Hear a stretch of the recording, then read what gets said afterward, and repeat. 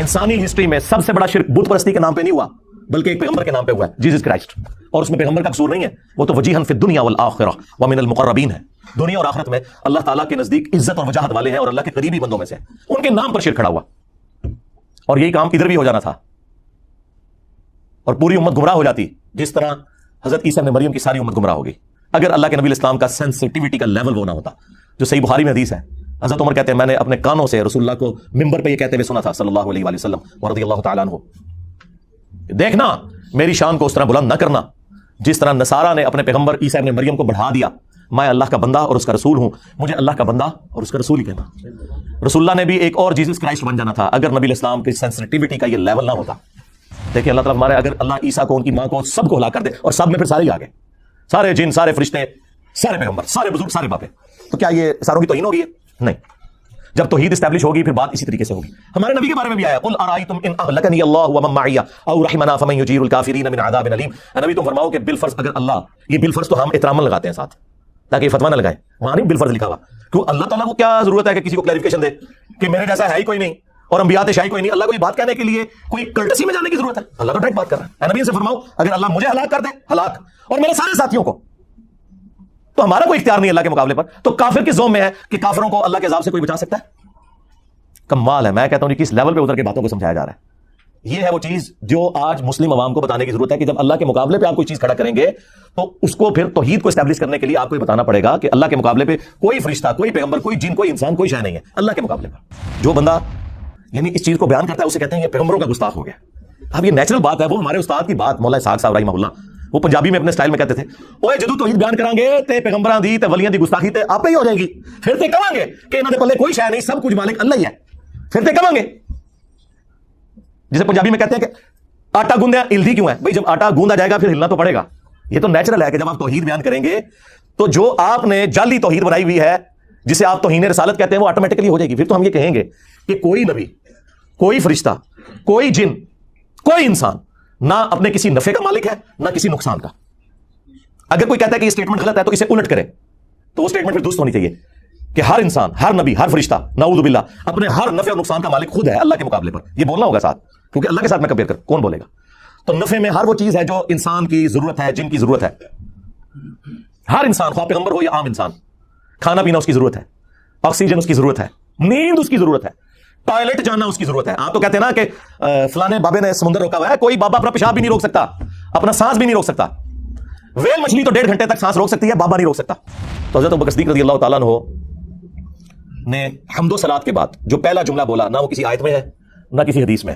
یہ کہتے ہیں انجینئر صاحب یہ کتنے لکھا ہے کہ نبی کے جیسا ہے ہی کوئی نہیں, تیرے بابے شاہی کوئی نہیں. جی جس جگہ حضرت ابوبکر کا وہ خطبہ لکھا ہوا ہے جو قرآن و حدیث میں نہیں تھا, وہ کہتے ہیں نہیں وہ موجود نہیں تھا, انہوں نے ایکسپلین کیا. جی یہی تو بات ہے کہ ایکسپلین کرنے کے لیے, موٹے دماغ کھولنے کے لیے, اور ایکسپلین بھی ایسا گستاخانہ انداز میں کیا ان کے بقول. دل میں کہتے ہیں, سامنے نہیں کہتے. سامنے آئے تو پھر میں نہیں چھوڑوں گا. فرضی بات بجائے وہاں محفل صلاۃ السلام کرنے کے, رسول اللہ کی شان میں نازل ہوئی ہوئی آیات پڑھنے کے, سیدنا ابوبکر نے رسول اللہ کی میت پہ توحید کا خطبہ پڑھا اور جملہ خود سے ایک بنا کے جس کا کوئی لینا دینا ہی نہیں تھا صحابہ کرام کے ایٹیچیوڈ کے ساتھ.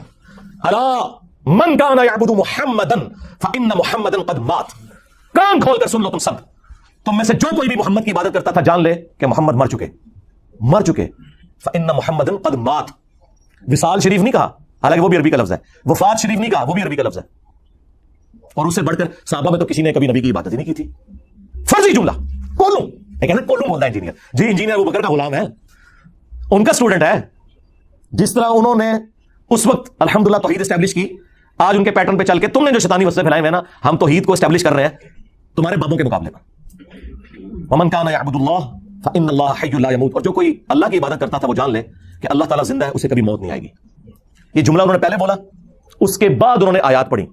اور دیکھیں میں کتنا شریف ہوں, آپ کے شر سے بچنے کے لیے پہلے میں حدیثیں بیان کرتا ہوں, آیتیں بیان کرتا ہوں, اینڈ پہ میں کہتا ہوں کہ بابے شاہی کوئی نہیں. لیکن سیدنا ابوبکر نے پہلے کیا کہ اللہ کے مقابلے پر کسی کی عبادت نہیں ہو سکتی, خواہ وہ کوئی پیغمبر بھی ہو. اور پھر آیت پڑھی, آیت بالکل ڈیفرنٹ تھی, لیکن اس میں سے رزلٹ یہ نکالا. قرآن میں تو قصہ آدم اور ابلیس 7 دفعہ ہے, اس میں تو کہیں لکھا کہ شیطان نے کہا تھا کہ اللہ کے جیسا ہے ہی کوئی نہیں, آدم تے شاہی کوئی نہیں. اس نے یہ کہا تھا میرے جیسا ہے ہی کوئی نہیں, آدم تے شاہی کوئی نہیں. اس نے آدم علیہ السلام کے مقابلے پہ بابا کھڑا کر لیا تھا جو تم لوگ کرتے ہو. وہاں وہ بابا خود تھا, یہاں تم نے اپنے بابے کھڑے کیے ہیں. کبھی کسی بزرگ کو کھڑا کر لیتے ہو, کبھی کسی امام کو کھڑا کر لیتے ہو, اور کبھی نعوذ باللہ زبردستی کسی پیغمبر کو لا کے کھڑا کر دیتے ہو. پیغمبروں کا کوئی قصور نہیں, تمہارا قصور ہے. سورۃ الاعراف پڑھ کے دیکھ لیں, اللہ تعالیٰ نے وہم نکالا ہے. اللہ نے پوچھا کہ تجھے مسئلہ کیا ہے, تو اس نے کیا جواب میں کہا تھا؟ انا خیر من, میں سے بہتر ہوں. تو نے مجھے آگ سے پیدا کیا, اسے مٹی سے پیدا کیا. اس نے یہ تو کہا ہی نہیں ہے کہ اے اللہ میں تجھے سجدہ کروں گا, اس کو نہیں کروں گا. یہ تو جھگڑا ہی نہیں تھا. اگر یہ بات کرنی ہوتی تو جبرائیل علیہ السلام کر لیتے. اور بھائی توحید کا مطلب یہ ہے کہ اگر اللہ تمہیں یہ حکم دینا کہ کسی جانور کے آگے بھی جھکنا ہے تو ہم جھکیں گے. اللہ کا حکم ماننا رحمانی توحید ہے, اور اللہ کا حکم نہ ماننا شیطانی توحید ہے. تو شیطان نے اللہ کی حکم عدولی کی تھی اور آدم کے مقابلے پہ اپنے آپ کو کھڑا کیا تھا, اللہ کو نہیں کھڑا کیا اس نے. لیکن یہ جاہل لوگ اپنی شیطانی توحید کو بچانے کی خاطر جان بوجھ کے آپ کو اکثر یہی کہتے ہوئے نظر آئیں گے کہ جی پیغمبر کی تعظیم سے انکار کر دیا تھا. آگے بھی چلو, پیغمبر کی تعظیم سے انکار کر کے ایک بابا کھڑا کیا تھا جو خود بابا تھا, وہ بنا ہوا اپنے آپ کے اندر. اللہ کے مقابلے میں نہیں بات کر رہا تھا, وہ کہہ رہا تھا میں اس سے بہتر ہوں. اور تم لوگ بھی یہی کر رہے ہو. تم نے اپنے بابوں کو پیغمبروں سے بڑھایا ہوا ہے. جو بابوں کی توحید ہے وہ ہے شیطانی توحید, اور جو پیغمبروں کی بتائی ہوئی توحید ہے وہ رحمانی توحید. یہ ہے اصل میں ڈفرنس. یہ جو کلیم کرتے ہیں نا کہ جی وہ شیطانی توحید اور رحمانی توحید یوں نہیں یوں ہے, تو وہ ہم آپ کو بتاتے ہیں کہ اللہ اور مخلوق کے درمیان واسطہ, وسیلہ, ہدایت پہنچانے کا صرف پیغمبر ہوتے ہیں. جو پیغمبر تعلیمات بتائیں گے وہ رحمانی ہوگی.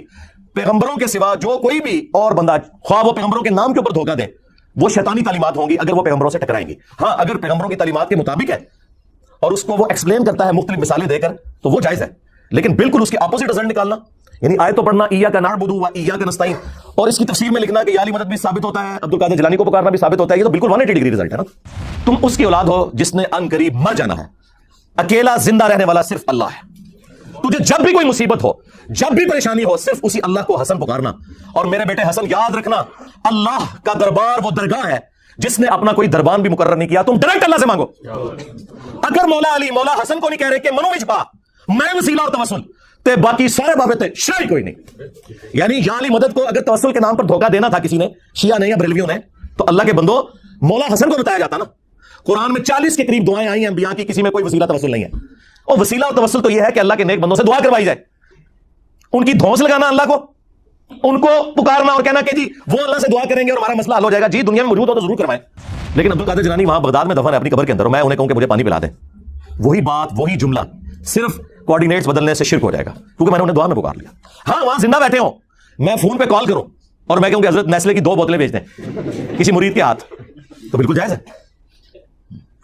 اس طرح کا وسیلہ اور توسل تو بالکل درست ہے. لیکن جو آپ نے کلیم کیا ہے یہ تو امت کو آپ نے شرک کی طرف لگا دیا. اگر یہ چیز آپ کی مان لی جائے تو اس پلانٹ ارتھ پہ سب سے بڑا اگر کوئی مشکل کشا ہے نا مخلوقات میں تو وہ سورج ہے. سورج کی وجہ سے زمین پہ زندگی آباد ہے. ساری فصلیں سورج کی وجہ سے اگتی ہیں, پکتی ہیں, ان کو جانور کھاتے ہیں, ہم کھاتے ہیں, جانوروں کو ہم کھاتے ہیں.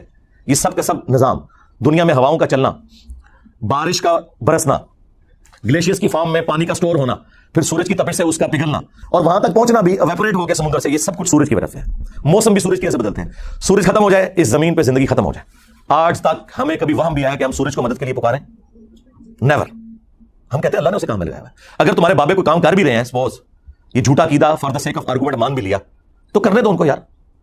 کیوں پکارتے ہو؟ اللہ کو پکارو. بارش کون برساتا ہے؟ اللہ. ڈیوٹی کس کی ہے؟ فرشتوں کی. اگر ہم فرشتوں سے بارش مانگیں گے, اور اللہ کے فضل سے آج تک کسی شیعہ بریلوی نے نہیں مانگی, نہ ان کے کسی مولوی نے, ہونا میری سیدھی مانگنا شروع کر دیں کہ میکائیل بارش برسا دو کہ گرمی کا موسم قریب آ رہا ہے, نہ یہ کام نہیں ہو سکتا. بخاری مسلم میں آیا نبی اسلام نے صلاۃ الاستسقاء, بارش مانگنے کی نماز پڑھی, اس کے بعد دعا فرمائی ہے, دیٹس آل. پھر آپ کو دھوکہ دیتے تھے, او جی قرآن میں تو غیر اللہ کو مدد کے لیے پکارا گیا ہے, صبر اور نماز کے ذریعے مدد چاہو. اور یار یہ بھی تم نے غلط پڑھا, صبر اور نماز کو مدد کے لیے پکارو, یہ لکھا ہوا ہے کیا قرآن میں؟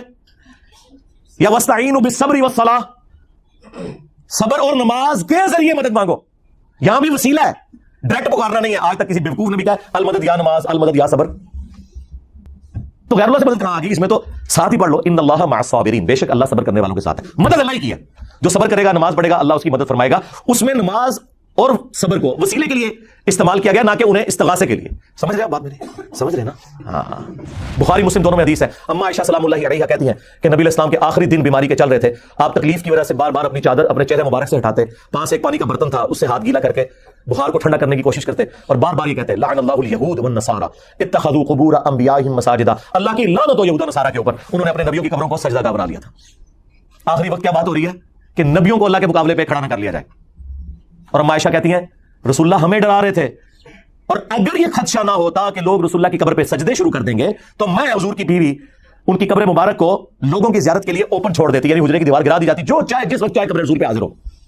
حجرے کی دیوار نہیں عائشہ نے گرائی، آج تک نہیں گری اللہ کے فضل سے. آج بھی وہ خیر اب تو بہت پیچھے جا چکی ہے، اب جالیاں اس کے آگے. اما عائشہ کو تو کسی نے نہیں کہا کہ حضور نے کہا تھا مجھے تو تم سے شرک کا خدشہ ہی نہیں ہے، تو آپ آخری وقت میں اس کو شرک سے کیوں ریلیٹ کر رہی ہیں؟ اس زمانے میں کہانیاں نہیں ہوتی تھیں. وہ میری ویڈیو دیکھیں، مجھے تم سے شرک کا خوف نہیں. حضور نے اسپیسیفکلی صحابہ کرام کے بارے میں کہا تھا، اور صحابہ کے پیٹرن پہ صرف ایک جماعت قیامت تک شرک سے محفوظ رہے گی، یہ میں مانتا ہوں. ایک جماعت جس طرح کہ بنی اسرائیل پوری کی پوری گمراہ ہوگی، یہ امت پوری گمراہ نہیں ہوگی. اس لیے حضور نے کہا تھا مجھے اپنی امت سے شرک کا خوف نہیں کہ یہ ساری مشرک ہو جائے. باقی وہ ویڈیو آپ دیکھ لیں.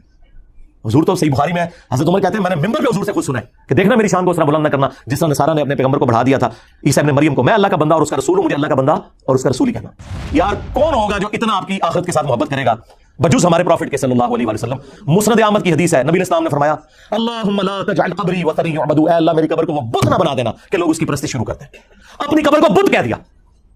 وہ قبر جو ہمیں ہمارے ماں باپ اولاد سب لوگوں سے بڑھ کر عزیز ہے، جس قبر کی حاضری اس پلانٹ ارتھ کی سب سے بڑی نسلی عبادت ہے، اس قبر کو بھی کہہ دیا کہ یہ بت ہوگا اگر اللہ کے مقابلے پر اس پہ بھی سجدے شروع ہو جائیں گے. اور تمہارے بابے نے مزار تے شاہی کوئی نہیں لے رہے ہو تم بابے اپنے. جس قبر کی عظمت تھی اس کا سٹیٹس کلیئر کر دیا ہے اللہ میری قبر کو بت نہ بننے دینا کہ لوگ پوجا کریں.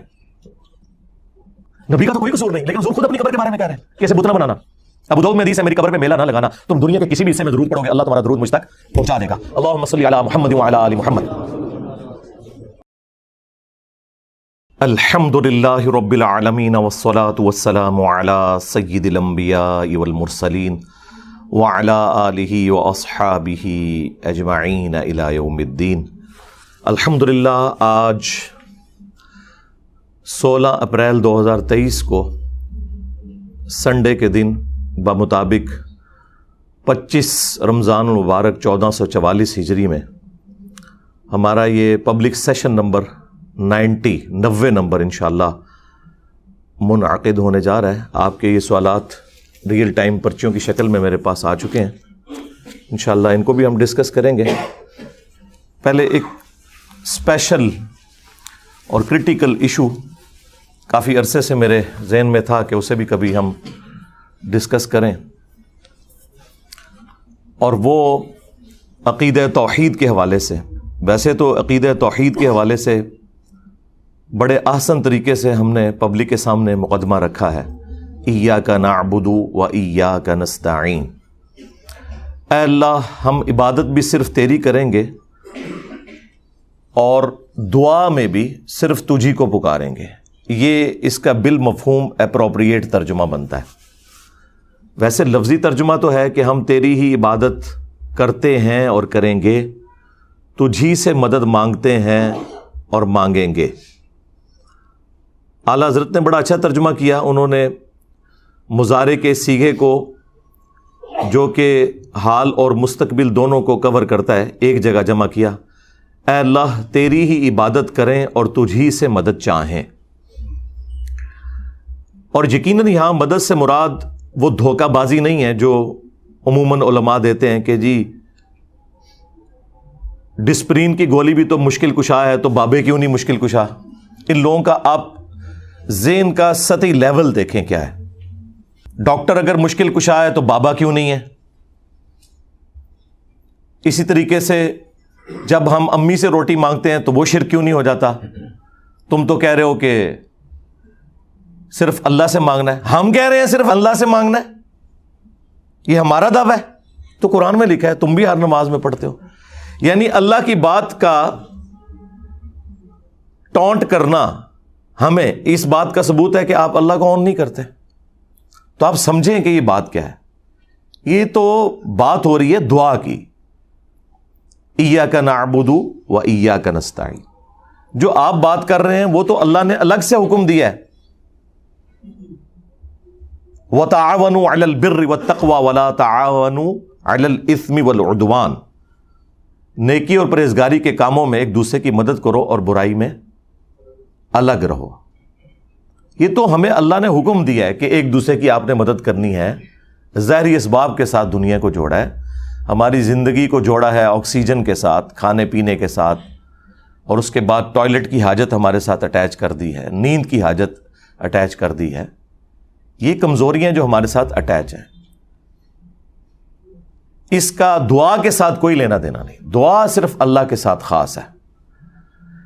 اور یہ عبادت کی وہ اعلیٰ ترین شکل ہے کہ اللہ نے عبادت کے اوپر اکتفا نہیں کیا ایاک نعبد، بلکہ ساتھ اس کو الگ سے ذکر کیا وایاک نستعین، عبادت بھی تیری کرتے ہیں اور عبادت کی اعلیٰ ترین شکل دعا بھی صرف تجھی سے مانگتے ہیں،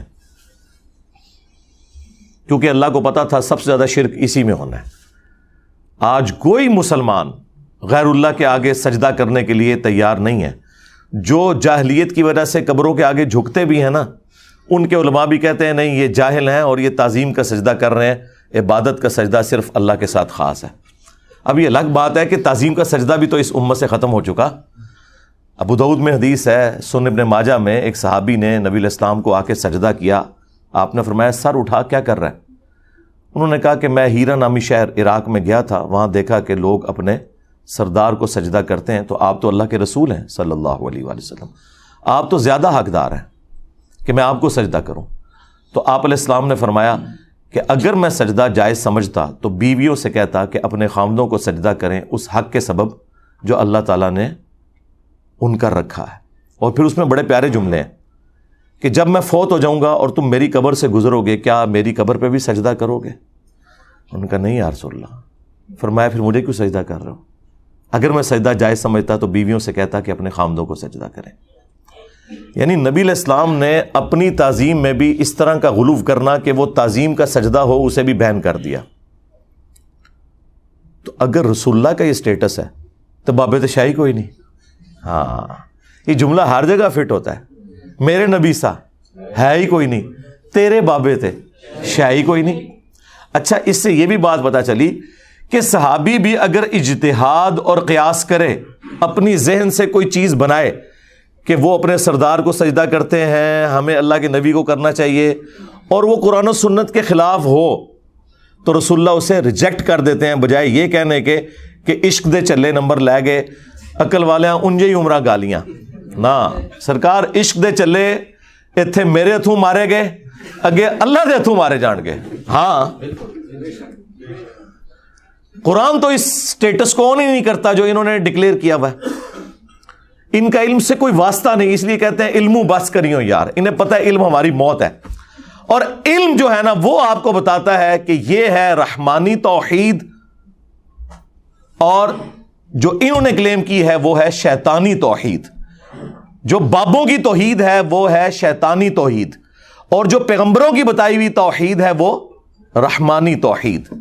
یہ ہے اصل میں ڈفرنس۔ یہ جو کلیم کرتے ہیں نا کہ جی وہ شیطانی توحید اور رحمانی توحید یوں نہیں یوں ہے، تو وہ ہم آپ کو بتاتے ہیں کہ اللہ اور مخلوق کے درمیان واسطہ، وسیلہ، ہدایت پہنچانے کا صرف پیغمبر ہوتے ہیں۔ جو پیغمبر تعلیمات بتائیں گے وہ رحمانی ہوں گی۔ پیغمبروں کے سوا جو کوئی بھی اور بندہ، خواہ وہ پیغمبروں کے نام کے اوپر دھوکہ دے، وہ شیطانی تعلیمات ہوں گی اگر وہ پیغمبروں سے ٹکرائیں گی۔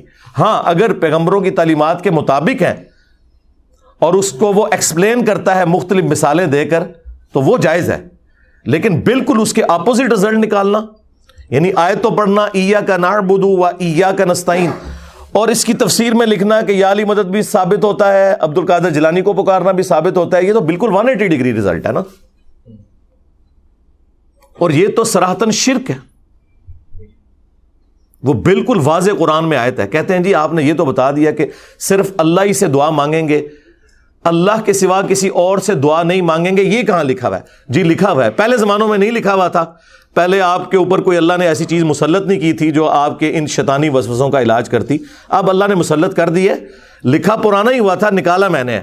سورۃ النمل کی آیت نمبر 62، امن یجیب المضطر اذا دعا، بھلا بتاؤ تو کون ہے جو اضطراب اور پریشانی میں گھرے ہوئے شخص کی دعا کو سنتا ہے، وَيَكْشِفُ السُّوءَ، اور تم سے اس برائی کو دور کر دیتا ہے، اس مصیبت زدہ شخص کی تکلیف کو دور کرتا ہے، وَيَجْعَلُكُمْ خُلَفَاءَ الْأَرْضِ، اور تمہیں زمین پر اگلوں کا خلیفہ کرتا ہے، یعنی تمہارے ماں باپ کے مرنے کے بعد تم، تمہارے مرنے کے بعد تمہاری اولاد۔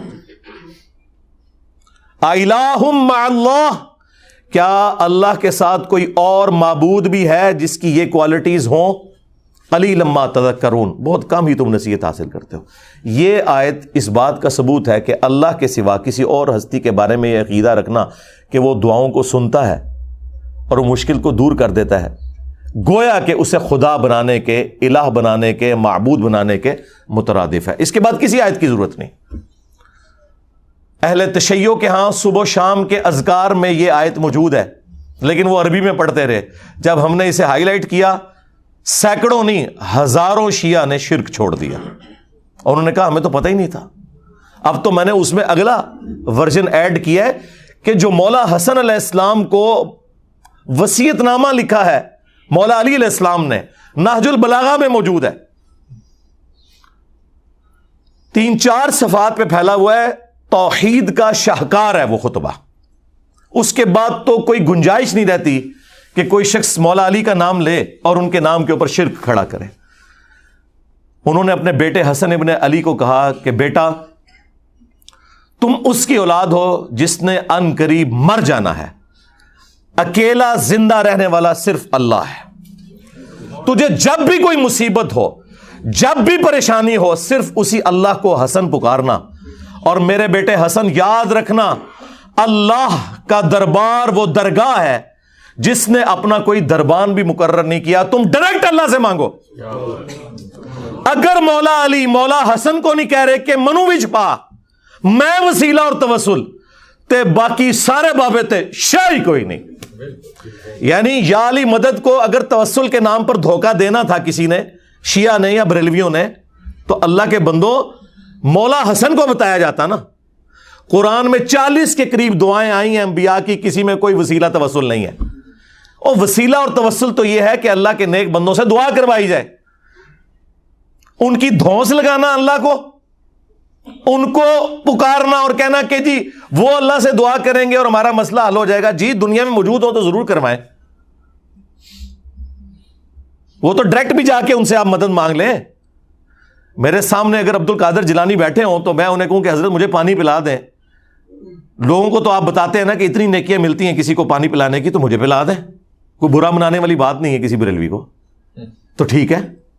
لیکن عبد القادر جیلانی وہاں بغداد میں دفن ہے اپنی قبر کے اندر، اور میں انہیں کہوں کہ مجھے پانی پلا دیں، وہی بات وہی جملہ، صرف کوآرڈینیٹس بدلنے سے شرک ہو جائے گا، کیونکہ میں نے انہیں دعا میں پکار لیا۔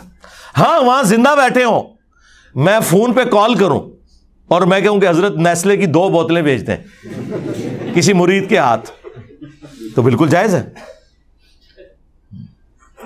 اس طرح کا وسیلہ اور توسل تو بالکل درست ہے، لیکن جو آپ نے کلیم کیا ہے یہ تو امت کو آپ نے شرک کی طرف لگا دیا۔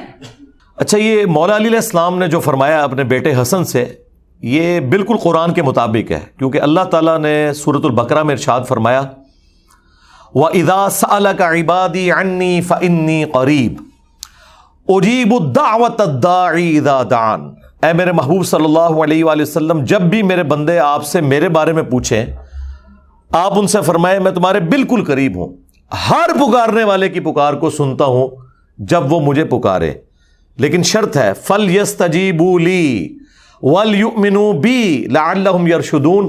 انہیں بھی چاہیے یہ میرا حکم مانے اور مجھ پر ایمان لائیں جیسا کہ ایمان لانے کا حق ہے، تو پھر یہ بھی کامیاب ہو جائیں گے۔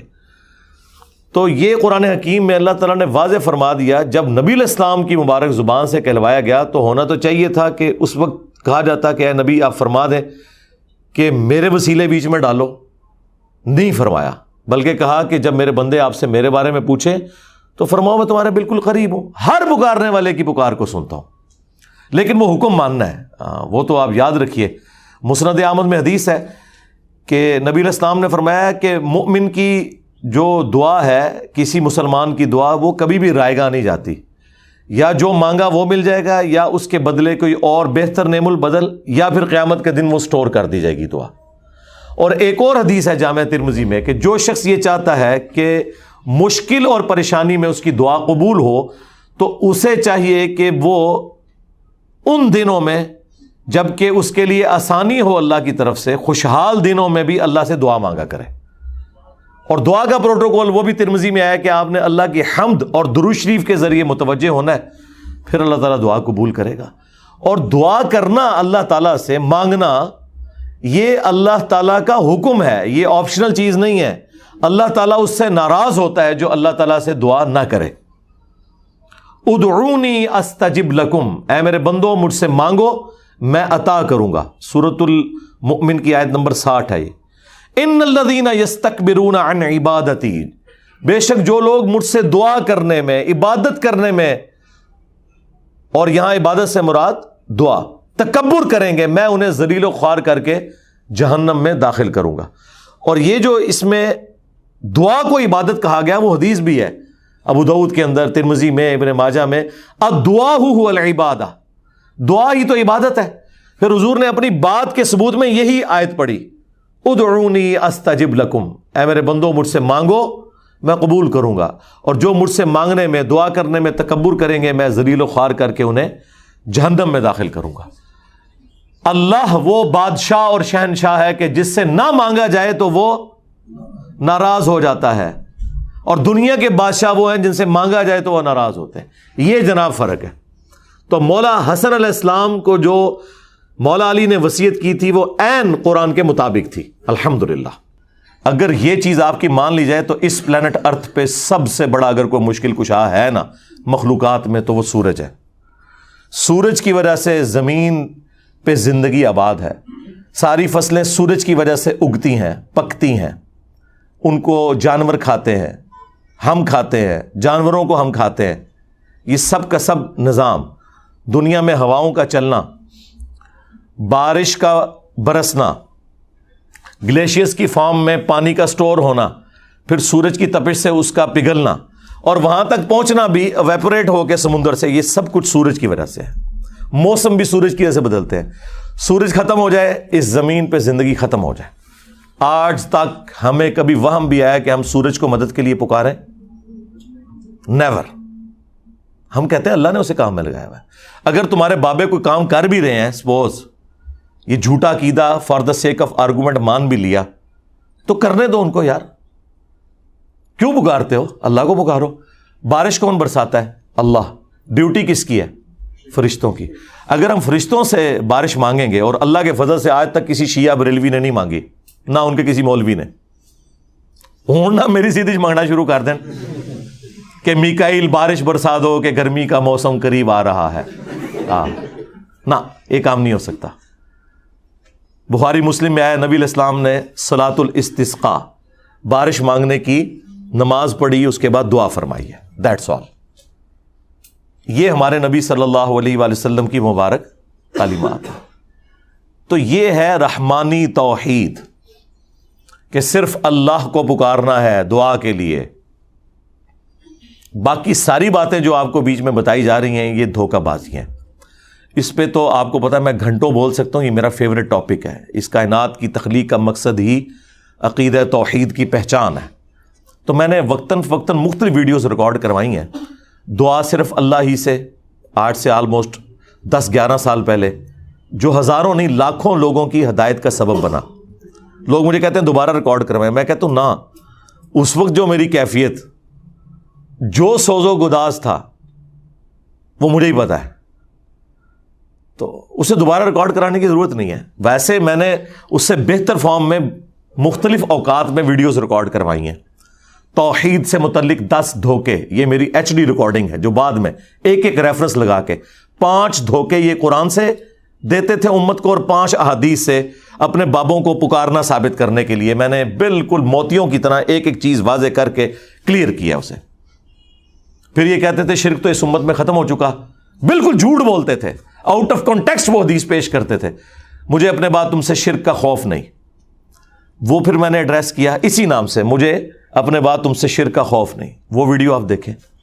پھر وسیلہ اور توسل کے نام پہ دھوکہ دیتے تھے کہ جی انجینئر صاحب وسیلے کو نہیں مانتے. کون بدبخت ہوگا جو وسیلے کو نہ مانے؟ ہم ہی تو مان رہے ہیں کہ اللہ اور مخلوق کے درمیان وسیلہ پیغمبر ہیں، بابے نہیں ہیں. جدہ لوکی کلمہ پڑھ دے او محمد اور تے میاں محمد بخش اور. ہاں، تو وہ پھر میں نے ویڈیو ریکارڈ کروائی، وسیلہ اور توسل کے نام پر دھوکہ. نام وسیلے کا یوز کرتے ہیں اور پکارتے ہیں ڈائریکٹ بابے کو، استغاثہ کرتے ہیں، استعانت کو وسیلے کا نام دیا ہوا انہوں نے. بھائی زیادہ سے زیادہ وسیلہ یہ ہو سکتا ہے کہ اے اللہ تجھے تیرے نبی کا واسطہ، یا اس کا بیسٹ ورژن جو ہے وہ یہ ہے کہ اے اللہ جو تجھے اپنے نبی سے محبت ہے، ان کے اہل البیت سے محبت ہے، ان کے صحابہ سے محبت ہے، اس محبت کا وسیلہ تجھے پیش کرتا ہوں، میرا یہ مسئلہ حل کر دے. تو یہ تو بالکل درست ہے. اللہ کا اپنے پیغمبروں سے محبت کرنا یہ اللہ کی صفت ہے، اور اللہ کی صفات کا وسیلہ اس کے اسماء کا پیش کیا جا سکتا ہے. وَلِلَّهِ الْأَسْمَاءُ الْحُسْنَى فَادْعُوهُ بِهَا.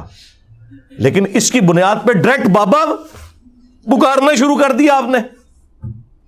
تو یہ ہے شیطانی توحید. وہ کہتے ہیں جی ہم وسیلہ اس لیے ڈال رہے ہیں کہ اللہ نے حکم دیا ہے سورۃ المائدہ میں کہ ایمان والو وسیلے کو اختیار کر لو. اوے وسیلہ بھی پھر پنجابی کا تو نہیں ہوگا نا، وہ اللہ کا بتایا ہوا وسیلہ ہوگا نا، نیک اعمال کا وسیلہ، اللہ کے پیغمبروں کا وسیلہ کہ ان کے ذریعے آپ نے اللہ تک پہنچنا ہے.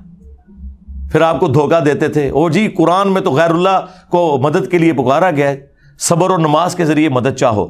او یار یہ بھی تم نے غلط پڑھا، صبر اور نماز کو مدد کے لیے پکارو یہ لکھا ہوا ہے کیا قرآن میں؟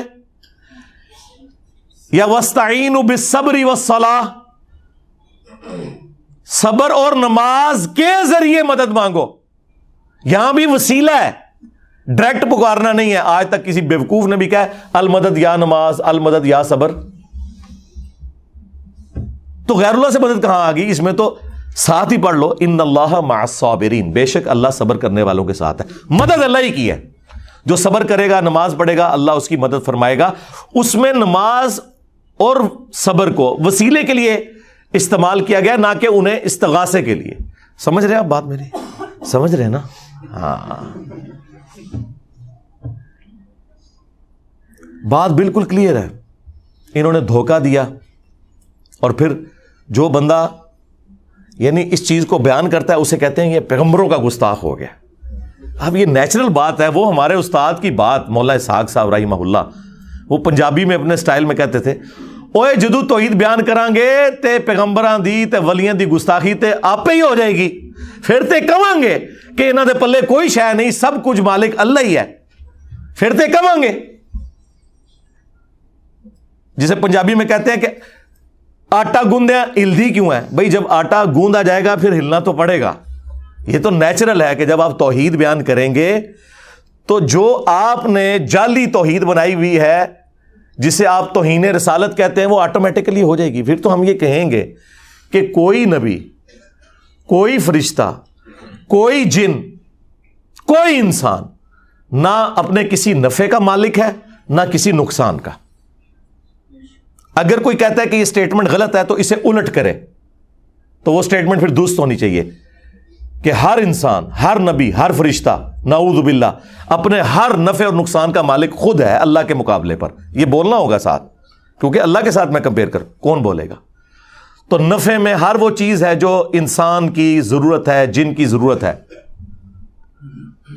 ہر انسان خواہ پیغمبر ہو یا عام انسان، کھانا پینا اس کی ضرورت ہے، آکسیجن اس کی ضرورت ہے، نیند اس کی ضرورت ہے، ٹوائلٹ جانا اس کی ضرورت ہے. آپ تو کہتے ہیں نا کہ فلانے بابے نے سمندر روکا ہوا ہے. کوئی بابا اپنا پیشاب بھی نہیں روک سکتا، اپنا سانس بھی نہیں روک سکتا. ویل مچھلی تو 1.5 گھنٹے تک سانس روک سکتی ہے، بابا نہیں روک سکتا. کہتے ہیں جی اللہ چاہے تو. اوے اللہ کہاں سے بیچ میں آ گیا بھائی؟ اللہ کو تم کہاں سے مانتے ہو؟ اللہ نے چاہا نہیں اور تم خود سے کہہ رہے ہو کہ اللہ چاہے. وَلَا تَقُولُوا عَلَى اللَّهِ إِلَّا الْحَقِّ، اللہ پر کوئی ایسی بات نہیں کر سکتے جو حق پر مبنی نہ ہو. آپ کے چاہنے سے اللہ نے نہیں چاہنا، اللہ نے خود چاہنا ہے. اللہ نے چاہا کہ عیسیٰ ابن مریم زندہ رہیں اور قیامت میں دوبارہ آئیں، لیکن عیسیٰ ابن مریم سے بھی اولو العزم پیغمبر ہمارے محبوب صلی اللہ علیہ وآلہ وسلم کو اللہ نے موت دے دی اور دوبارہ انہوں نے دنیا میں بھی نہیں آنا. اگر میری مرضی چلتی تو میں تو اللہ سے کہتا کہ میرا پیغمبر قیامت تک زندہ رہے. تو اللہ نے میری مرضی چاہنی ہے یا تمہاری مرضی چاہنی ہے؟ یہ اللہ کے فیصلے ہیں. اللہ نے چاہا کہ عیسیٰ ابن مریم بغیر باپ کے پیدا ہوں اور یہ ان کے لیے معجزہ ٹھہرے. لیکن ہمارے پیغمبر کو اللہ تعالیٰ نے اس طرح نہیں پیدا کیا، تو کیا اب ہم زبردستی نبی علیہ السلام کے والد محترم سیدنا عبداللہ رضی اللہ تعالیٰ عنہ علیہ السلام کا انکار کرنا شروع کر دیں صرف کرسچنز کو خاموش کروانے کے لیے؟ یہ کرسچن جو مشنریز ہیں نا، وہ یہ 3-4 سوال لکھ کے نا وہ بھی مناظرے اور مبالغے کرتے پھرتے ہیں، دسو جی تہاڈا نبی افضل ہے کہ ساڈا نبی افضل ہے؟ تو ان کو بھی 3-4 باتیں رٹائی ہوئی ہیں لوگوں نے۔ اس طرح کر کے اللہ کی مرضی کے اوپر اپنی مرضی ڈالنا، یہ شیطانی توحید ہے۔ رحمانی توحید وہ ہے جو پیغمبر بتائیں گے۔ اور پھر آپ اکثر ان علماء سے سنیں گے، ایک بہت بڑے بریلوی عالم ہیں ڈاکٹر اشرف آصف جلالی صاحب، میں ان کی بڑی عزت کرتا ہوں، ماشاءاللہ بعض چیزیں ان کی بڑی ایکسٹرا آرڈنری ہیں، لیکن وہ سال میں ایک دفعہ توحید کانفرنس کرواتے ہیں، اور اس کانفرنس میں صرف توحید بیان نہیں ہوتی، باقی سب کچھ بیان ہوتا ہے۔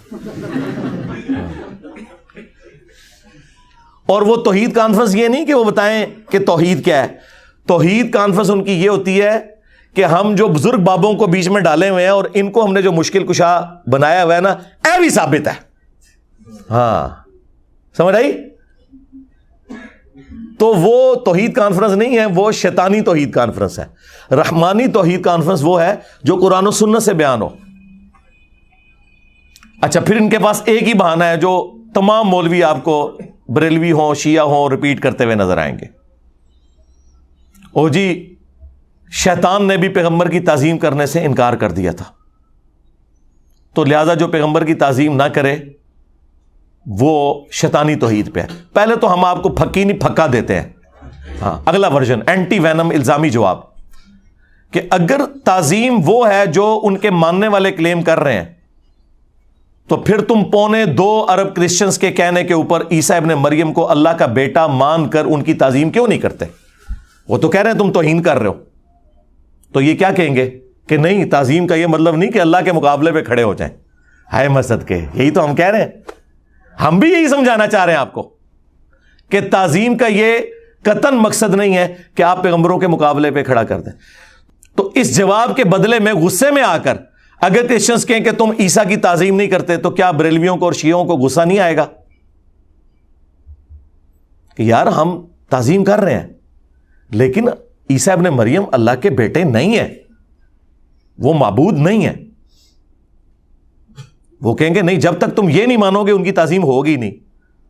تو یہ کیا کہیں گے کہ ہم وہ تعظیم مانیں گے جو ثابت ہے، جو نہیں ثابت وہ نہیں مانیں گے۔ تو سرکار یہی بات ہم آپ کو سمجھا رہے ہیں۔ اب آپ آ جائیں اس شیطانی توحید جس کو آپ کہہ رہے ہیں جو رحمانی توحید ہے، اور اسے خام خواہ آپ نے شیطان کے کھاتے میں ڈالا ہوا ہے کہ شیطان نے پیغمبر کی تعظیم کرنے سے انکار کر دیا تھا۔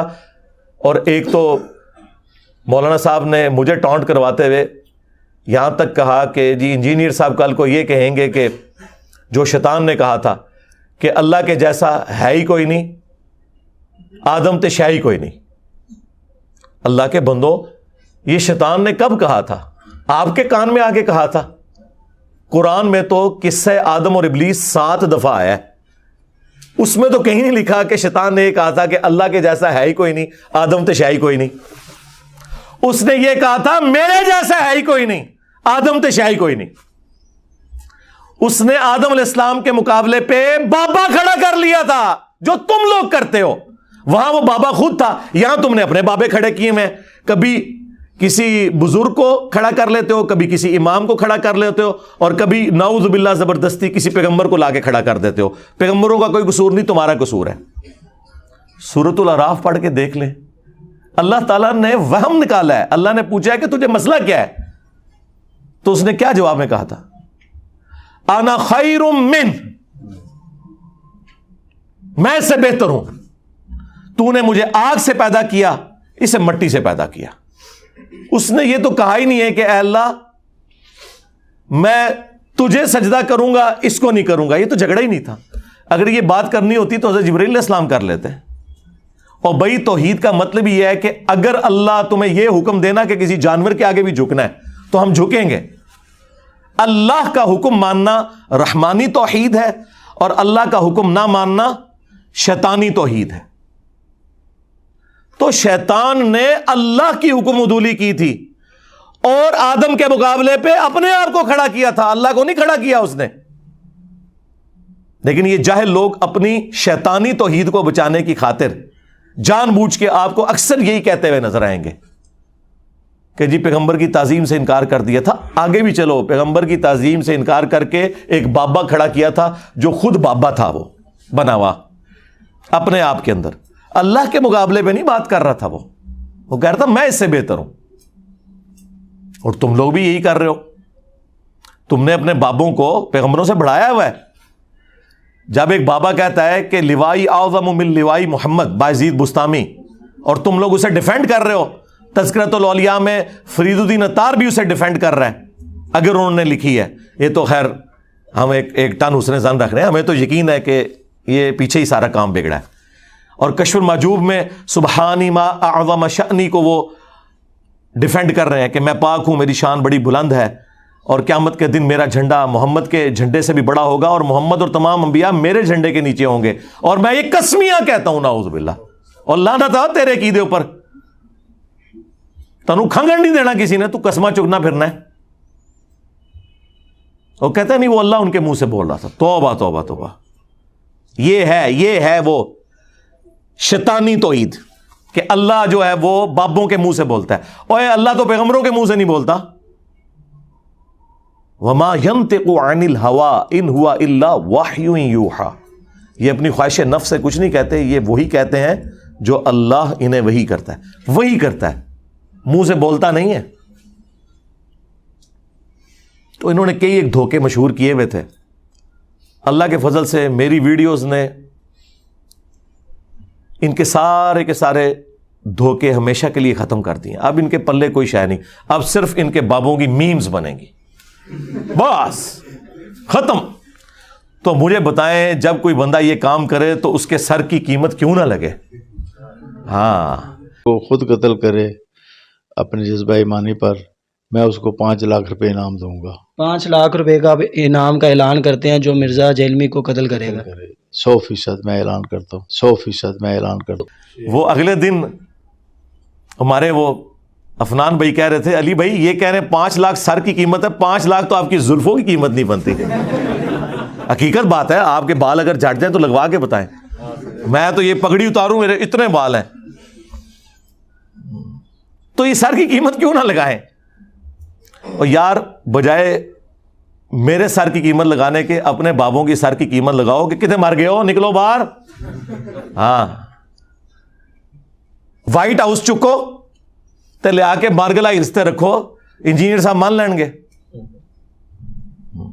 جس طرح میں سرگودا سے یہ اتنا بڑا تخت لے آیا تھا یہاں گاڑی میں رکھ کے، مثالیں دینی تخت بلقیس کی اور ثابت اپنے بابے. جو ہوگا وہ مانیں گے، جو نہیں ہوا وہ نہیں مانیں گے، ورنہ مانو پھر یہ بھی تخت وہاں سے آیا. کہانیاں کرانی چھوڑ دو. تو یہ انہوں نے دھوکہ بازی کے ذریعے ایسی ٹرم ڈیوائز کی، شیطانی توحید، شیطانی توحید، نعوذ باللہ. تو آج شیطانی توحید کی ڈیفینیشن لے جائیں. شیطانی توحید وہ ہے جو بابوں نے سکھائی ہے، اور رحمانی توحید وہ ہے جو پیغمبروں نے سکھائی ہے. اور پیغمبروں کی تعلیمات قرآن و سنت کی روشنی میں ہمارے پاس محفوظ ہیں. یہ سمپل ڈیفینیشن ہے، اور یہ میں اپنی طرف سے نہیں کر رہا. قرآن کی درجنوں نہیں سینکڑوں آیات اس پر گواہ ہیں. میں صرف ایک سیمپل کے طور پہ سورہ التوبہ کی آیت نمبر ہے 31. اتخذوا احبارہم ورہبانہم اربابا من دون اللہ. یہود و نصارہ نے اپنے علماء کو اور اپنے بزرگوں کو، احبار کہتے ہیں علماء، رہبان وہ راہب جو ہوتے تھے، صوفی جوگی، مولویوں اور صوفیوں کو، جوگیوں کو اپنا رب مان لیا تھا اللہ کے مقابلے پر. یہ قرآن کی آیت بالکل واضح ہے. یہ اللہ تعالیٰ بتا رہا ہے کہ شیطانی توحید کیا تھی کہ انہوں نے اپنے صوفیوں، جوگیوں اور بابوں کو رب مان لیا تھا. اچھا، اس کی ایکسپلینیشن جامعہ ترمذی کے اندر موجود ہے، جو سلسلہ احادیث صحیحہ میں شیخ البانی بھی لے کے آئے ہیں. اور حیران کن بات ہے، شاہ ولی اللہ دہلوی نے حجت اللہ البالغہ میں تقلید جو اندھی کی جاتی ہے اس کے پرخچے اڑا دیے ہیں، اور وہاں تقلید کے رد پہ اسی آیت کو اور اس سے متعلقہ حدیث کو لے کر آئے ہیں، یہ بات بتانے کے لیے کہ آپ نے نبیوں کی تعلیمات کو فالو کرنا ہے، بابوں کی تعلیمات کو فالو نہیں کرنا۔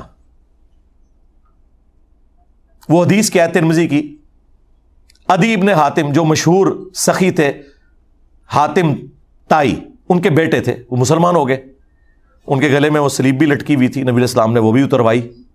ان کا یا رسول اللہ قرآن میں ایک آیت ہے جو مجھے کھٹکتی ہے۔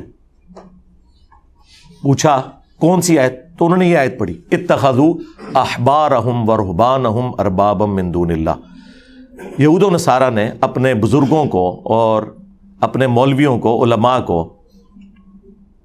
رب مان لیا تھا اللہ کے مقابلے پر۔ تو انہوں نے کہا ہم نے تو کبھی اپنے بزرگوں کی عبادت نہیں کی۔ یہ بھی ہمیں یہی کہتے ہیں نا، اسی جی اللہ کا بندہ ہی تے مننے ہیں انہوں۔ جی یہی گل اللہ نبی سامنے ہو چکی ہے۔ ہاں، اللہ کے نبی علیہ السلام نے فرمایا کہ مجھے یہ بتاؤ کہ کیا تم اپنے مولویوں اور صوفیوں، احبار اور رہبان کے کہنے پر کسی چیز کو حلال اور حرام تصور نہیں کر لیتے تھے؟ وہ تو ہم بھی کرتے ہیں، اس میں کیا حرج ہے؟ نہیں، یہ بات ہو رہی تھی کہ اللہ کی تعلیمات کے مقابلے پر ان کی حلال کردہ چیزوں کو حلال اور حرام کردہ چیزوں کو حرام۔ وہ آج بھی وہ کہتے ہیں پوپ کے پاس اختیار ہے، اس لیے پوپ نے جو ہے وہ عیسیٰ ابن مریم کا قتل بھی معاف کر دیا ہوا یہودیوں کو، جو ان کی نظر میں ہوا۔ ہمارے نزدیک تو وہ زندہ اٹھائے گئے الحمدللہ۔ تو عدی ابن حاتم نے کہا یا رسول اللہ ایسا ہی تھا، یعنی بغیر یہ دیکھے ہوئے کہ اللہ کی تعلیمات کیا ہیں، پیغمبروں کی تعلیمات کیا ہیں، وہ اپنے مولویوں اور بزرگوں کے کہنے پر حلال کو حلال اور حرام کو حرام مان لیتے تھے۔ تو جب انہوں نے کہا یا رسول اللہ ایسے ہی تھا، آپ نے فرمایا یہی تو ان کو رب بنانا ہے، کیونکہ شریعت کا کسٹوڈین تو اللہ ہے، اور اس کے بہاف پہ اس کے پیغمبر وہ بتائیں گے کہ کون سی چیز حلال ہے اور حرام ہے۔ بابے صرف یہ بتائیں گے کہ پیغمبر نے یہ فرمایا، بابے یہ نہیں کہیں گے کہ میں یہ کہتا ہوں، نسیتوں تو یہ کہتا ہے، تیرے کہنے کی کیا اوقات ہے؟ عزتیں ویل کی ہیں تم نے اللہ اور اس کے رسول کے نام کے اوپر، چندے بٹورے ہیں، جدادیں بنائی ہیں اللہ اور اس کے رسول کے نام کے اوپر عز و جل و صلی اللہ علیہ وآلہ وسلم، سواریاں سوار کی ہیں تم لوگوں نے مکے اور مدینے کے نام کے اوپر، اور پھینکی جا کے دیوبند شریف، بریلی شریف، بغداد شریف اور اجمیر شریف میں۔ غدار ہو تم اپنے پیغمبر کے۔ اس لیے دیکھو اللہ نے کتنی بڑی چیز تم پہ چھوڑ دی ہے، جو یہ کہتا ہے میرے نبی سا ہے ہی کوئی نہیں، تیرے بابے تھے شاہ ہی کوئی نہیں، میرے اسٹوڈنٹس تھا ہے ہی کوئی نہیں، تیرے سارے بابے شاہ ہی کوئی نہیں۔ جاؤ، ظاہر ہے جی ہمارے اسٹوڈنٹس تو اس توحید پہ ہیں جو پیغمبروں نے بتائی، ان کے بابے اور ماننے والے اس توحید پہ ہیں جو شیطان نے انہیں پڑھائی۔ دیکھ لیں شیطان نے کیسا خفیہ حملہ کیا ہے، جو امام الموحدین تھے عیسیٰ ابن مریم، ان کے نام پہ شرک کھڑا کر دیا تاکہ وہم ہی نہ آئے کسی کو۔ آج کرسچنز جیزس کرائسٹ کے نام کے اوپر شرک کھڑا کیے ہیں۔ تو یہ یاد رکھیے گا، انسانی ہسٹری میں سب سے بڑا شرک بت پرستی کے نام پہ نہیں ہوا، بلکہ ایک پیغمبر کے نام پہ ہوا ہے، جیزس کرائسٹ، اور اس میں پیغمبر کا قصور نہیں ہے، وہ تو وجیہن فی الدنیا والآخرہ ومن المقربین ہے۔ دنیا اور آخرت میں اللہ تعالیٰ کے نزدیک عزت اور وجاہت والے ہیں اور اللہ کے قریبی بندوں میں سے ہیں، ان کے نام پر شرک کھڑا ہوا، اور یہی کام ادھر بھی ہو جانا تھا اور پوری امت گمراہ ہو جاتی، جس طرح حضرت عیسیٰ ابن مریم کی ساری امت گمراہ ہو گئی، اگر اللہ کے نبی علیہ السلام کا سینسٹیوٹی کا لیول وہ نہ ہوتا۔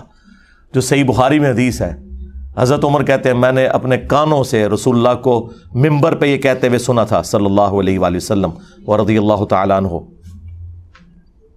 دیکھنا میری شان کو اس طرح بلند نہ کرنا جس طرح نصارہ نے اپنے پیغمبر عیسیٰ ابن مریم کو بڑھا دیا۔ میں اللہ کا بندہ اور اس کا رسول ہوں، مجھے اللہ کا بندہ اور اس کا رسول ہی کہنا۔ رسول اللہ نے بھی ایک اور جیزس کرائسٹ بن جانا تھا اگر نبی علیہ السلام کی سینسٹیوٹی کا یہ لیول نہ ہوتا۔ اور دیکھیں درخت اپنے پھل سے پہچانا جاتا ہے، ہمارے نبی وہ درخت ہیں جن کے پھل ابو بکر، عمر، عثمان و علی ہیں رضی اللہ عنہم اجمعین وعلیہم السلام اجمعین۔ تو مولا علی کا تو خطبہ میں نے آپ کو بتا دیا نہج البلاغہ سے کہ میرے بیٹے حسن، اللہ کی بارگاہ وہ ہے جس کا کوئی دربان بھی نہیں ہے، اور تو اس کی اولاد ہے جس نے مر جانا ہے، مانگ اس سے جو ہمیشہ زندہ رہنے والا ہے۔ اب آئیں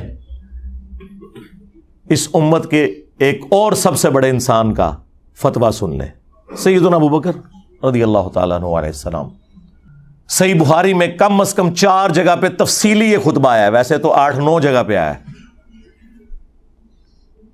کہ جب نبی علیہ السلام دنیا سے تشریف لے گئے، سیدنا ابوبکر مسجد میں آئے اور پھر ایڈجسنٹ حجرہ عائشہ میں داخل ہوئے، نبی علیہ السلام کے مبارک چہرے سے کفن ہٹایا، ماتھے پہ بوسہ دیا اور کہا یا رسول اللہ، اللہ آپ پہ 2 موتیں جمع نہیں کرے گا، کیونکہ باہر حضرت عمر نے یہ کلیم کیا تھا کہ جو یہ کہے گا کہ نبی علیہ السلام فوت ہو چکے، میں اس کی گردن کاٹ دوں گا۔ وہ یہ سمجھتے تھے جس طرح موسیٰ علیہ السلام کوہ طور پہ 40 دن کے لیے گئے تھے، نبی علیہ السلام بھی واپس آ جائیں گے، ابھی رومنز اور پرشینز کی جو امپائرز ہیں وہ گرنی ہے، لیکن انہیں یہ نہیں پتا تھا کہ یہ حضور کی زندگی کے بعد ہوگا، جبھی تو کنفرم ہوگا کہ صحابہ کرام اور خلفائے راشدین کے پیچھے اللہ ہے۔ اگر حضور یہ خود کر کے جاتے تو جو لوگ خلفائے راشدین کو یہ کہتے ہیں کہ انہوں نے قبضہ کیا ہے رسول اللہ کی مسند پہ، ان جھوٹوں کا پول کیسے کھلتا؟ هو الذی ارسل رسولہ بالہدی ودین الحق لیظہرہ علی الدین کلہ، اللہ نے غالب کیا اس دین کو خلفائے راشدین کے ذریعے تاکہ یہ چیز اسٹیبلش ہو جائے کہ خلفائے راشدین کے پیچھے اللہ ہے۔ جو نہج البلاغہ میں مولا علی کا خطبہ بھی ہے کہ یہ اللہ کی سپورٹ ہے اس خلافت کے پیچھے۔ سورہ نور کی آیت نمبر 55 انہوں نے کوٹ کی کہ جو پیغمبروں کے راستے پہ چلنے والے لوگ ہیں اللہ تعالیٰ انہیں زمین پر خلافت دے گا۔ تو یہ اللہ نے یہ بھی اسٹیبلش کیا، اور دوسرا یہ بھی اسٹیبلش کیا کہ رسول اللہ کوئی واریر نہیں تھے، کوئی جنگجو نہیں تھے، وہ پیغمبر تھے، اگرچہ آپ ایک آرمی چیف بھی تھے، لیکن اگلے جو واریر آتے تھے ان کی زندگی میں انقلاب آتے تھے، اور ان کے جانے کے بعد سارا معاملہ تتر بتر ہو جاتا تھا۔ اور ہمارے پیغمبر وہ ہیں کہ جن کے جانے کے بعد وہ غلبہ اللہ نے دیا اور ایسا انقلاب جاری کیا، آج بھی پوری دنیا کے اندر انقلاب موجود ہے۔ آج چنگیز خان کا کوئی فالوور دنیا میں موجود نہیں ہے جن کی اتنی بڑی امپائر تھی، اور گریٹ برٹن جو اس سے بھی بڑی امپائر تھی انسانی تاریخ کی، جس میں سورج بھی غروب نہیں ہوتا تھا، آسٹریلیا سے لے کر افریقہ تک، بلکہ امریکہ بھی، آج وہ پنجاب سے بھی چھوٹا ہے۔ لیکن ہمارے نبی کا انقلاب دنیا کے ہر ملک میں، اور جہاں پہ اسلامی ملک 60 کے قریب، ان کی ہر گلی میں آپ کو نظر آتا ہے یہ انقلاب ہوتا ہے۔ یہ اللہ نے اسٹیبلش کرنا تھا۔ تو سیدنا ابوبکر نے جب بوسہ دیا اور کہا یا رسول اللہ، آپ پہ اللہ تعالیٰ 2 موتیں جمع نہیں کرے گا، ایک موت تو آپ کو آنی تھی۔ پھر باہر نکلے، حضرت عمر سے کہا بیٹھ جاؤ، وہ نہیں بیٹھ رہے تھے، وہ ہوش میں ہی نہیں تھے۔ غلطی لگ گئی، اتنے بڑے انسان کو بھی غلطی لگ سکتی ہے، یہ اللہ نے ہمیں یہ بھی سکھایا ایسے۔ خیر، حضرت ابوبکر نے کہا عمر کو اس کے حال پہ چھوڑ دو، میری طرف متوجہ ہو۔ ظاہر ہے ان کا ایک سٹیٹس زیادہ تھا، لوگ متوجہ ہوئے۔ تو حضرت ابوبکر صدیق رضی اللہ تعالیٰ عنہ نے حمد و صلات کے بعد جو پہلا جملہ بولا، نہ وہ کسی آیت میں ہے نہ کسی حدیث میں ہے۔ یہ کہتے ہیں نا انجینئر صاحب، یہ کتنے لکھے ہے کہ نبی کے جیسا ہے ہی کوئی نہیں، تیرے بابے شاہی کوئی نہیں۔ جی، جس جگہ حضرت ابوبکر کا وہ خطبہ لکھا ہوا ہے جو قرآن و حدیث میں نہیں تھا، وہ کہتے ہیں نہیں، وہ موجود نہیں تھا، انہوں نے ایکسپلین کیا۔ جی یہی تو بات ہے کہ ایکسپلین کرنے کے لیے، موٹے دماغ کھولنے کے لیے، اور ایکسپلین بھی ایسا گستاخانہ انداز میں کیا، ان کے بقول، دل میں کہتے ہیں، سامنے نہیں کہتے۔ سامنے آئے تو پھر میں نہیں چھوڑوں گا۔ فرضی بات بجائے وہاں محفل صلاۃ السلام کرنے کے، رسول اللہ کی شان میں نازل ہوئی ہوئی آیات پڑھنے کے، سیدنا ابوبکر نے رسول اللہ کی میت پہ توحید کا خطبہ پڑھا، اور جملہ خود سے ایک بنا کے جس کا کوئی لینا دینا ہی نہیں تھا صحابہ کرام کے ایٹیچیوڈ کے ساتھ۔ الا من کان یعبد محمدا فان محمدا قد مات، کان کھول کر سن لو تم سب، تم میں سے جو کوئی بھی محمد کی عبادت کرتا تھا جان لے کہ محمد مر چکے، مر چکے۔ فَإِنَّ مُحَمَّدًا قَدْ مَاتَ، وصال شریف نہیں کہا، حالانکہ وہ بھی عربی کا لفظ ہے۔ وفات شریف نہیں کہا، وہ بھی عربی کا لفظ ہے۔ اور اس سے بڑھ کر صحابہ میں تو کسی نے کبھی نبی کی عبادت ہی نہیں کی تھی. فرضی جملہ. کولوں یہ کہتے ہیں کولوں بولتا ہے انجینئر. جی انجینئر ابو بکر کا غلام ہے, ان کا اسٹوڈنٹ ہے. جس طرح انہوں نے اس وقت الحمدللہ توحید اسٹیبلش کی, آج ان کے پیٹرن پہ چل کے تم نے جو شیطانی وسوسے پھیلائے ہوئے ہیں نا, ہم توحید کو اسٹیبلش کر رہے ہیں تمہارے بابوں کے مقابلے پر. ومن کان یعبد اللہ فإن اللہ حی لا یموت. اور جو کوئی اللہ کی عبادت کرتا تھا وہ جان لے کہ اللہ تعالیٰ زندہ ہے, اسے کبھی موت نہیں آئے گی. یہ جملہ انہوں نے پہلے بولا, اس کے بعد انہوں نے آیات پڑھی. اور دیکھیں میں کتنا شریف ہوں, آپ کے شر سے بچنے کے لیے پہلے میں حدیثیں بیان کرتا ہوں, آیتیں بیان کرتا ہوں, اینڈ پہ میں کہتا ہوں کہ بابت شاہی کوئی نہیں. لیکن سیدنا ابوبکر نے پہلے کیا کہ اللہ کے مقابلے پر کسی کی عبادت نہیں ہو سکتی, خواہ وہ کوئی پیغمبر بھی ہو. اور پھر آیت پڑھی. آیت بالکل ڈیفرنٹ تھی, لیکن اس میں سے رزلٹ یہ نکالا, وما محمد الا رسول قد خلت من قبلہ الرسل افإن مات او قتل. محمد تو نہیں مگر ایک رسول, اگر یہ مر جائیں یا قتل ہو جائیں, یا پاکستان میں ترجمہ کر لیں کہ اگر یہ وفات شریف وصال شریف فرما جائیں یا جنگ میں شہید ہو جائیں, تو کیا تم اپنے دین سے الٹے قدم پھر جاؤ گے؟ یعنی تم نے کوئی اللہ پہ یا نبی پہ احسان کیا دین قبول کر کے؟ حضور کے جانے کے بعد کیا اللہ ختم ہو گیا؟ نعوذ باللہ. اللہ تو پہلے بھی تھا, اللہ تو کسی پیغمبر کا کوئی محتاج نہیں ہے.